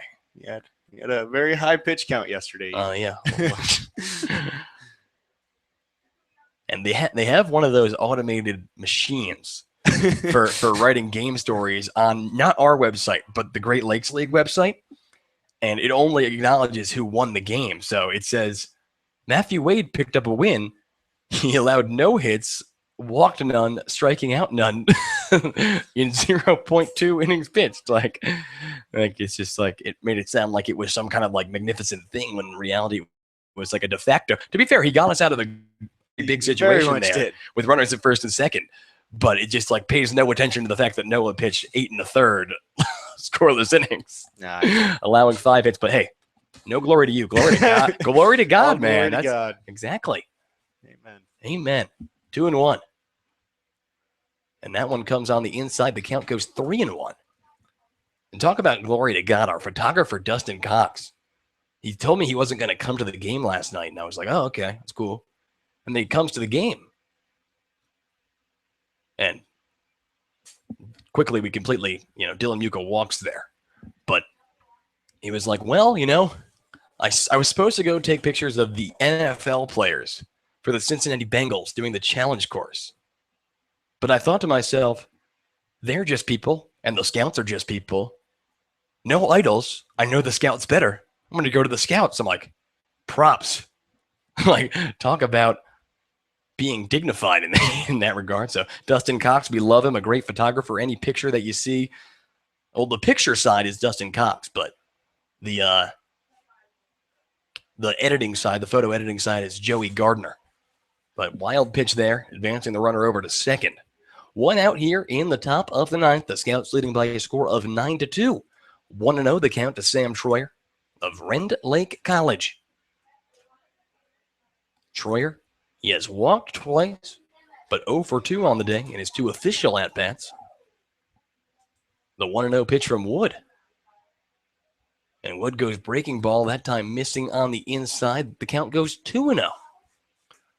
Wood, who his only appearance was the appearance against the Galleon Graders. Prior to that, it was when he went 6 innings in relief, picking up kind of a mess that Nick Cecil had started. As Wood lays one in there for a called strike, but that was a very good pitching performance. And Noah, that was game number 25, the one that has 1,800 views on YouTube with the Bash brothers, John Sharp and Chandler Atkins, and then the back-to-back home runs from Colt Wolf. That's probably my favorite game of the season. But 2-1 pitch, Wood missing on the outside. The count goes 3-1.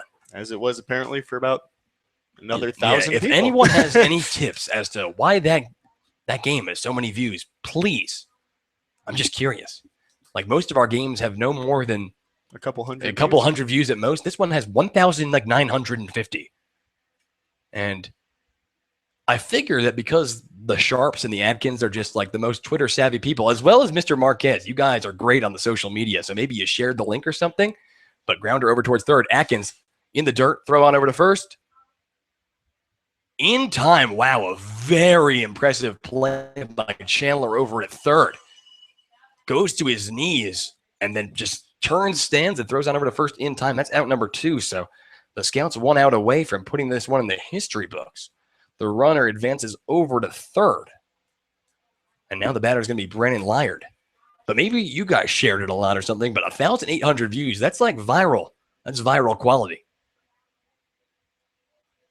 First pitch to Brennan Lyard. That one finds the zone. A called strike 1. No balls and a strike with 2 outs here in the top of the 9th. The Scouts leading by a score of 9-2, trying to pick up win number 22 on the season. The 0-1 pitch. And that one taken on the outside in the dirt, evens up the count. 1 ball, 1 strike. But, we love the listeners. We do love the listeners. That is very, very true. It's reassuring to not know that we're just talking to each other. And sometimes it feels like that. But we just love bringing the game to you guys. And breaking ball up and in moves the count 2-1.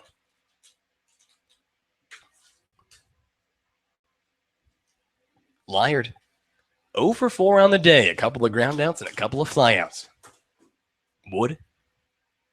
He delivers the 2-1 pitch. And that one hit over towards second. Kerry Holloway in as a defensive replacement. Throws on over to first in time. And that is all she wrote here tonight. The final score, the Scouts 9. The Richmond Jazz 2. Your Scouts with 9 runs on 11 hits and 2 errors. The Jazz with 2 runs on 7 hits and 4 errors. That win brings the Scouts to 22-12 on the season.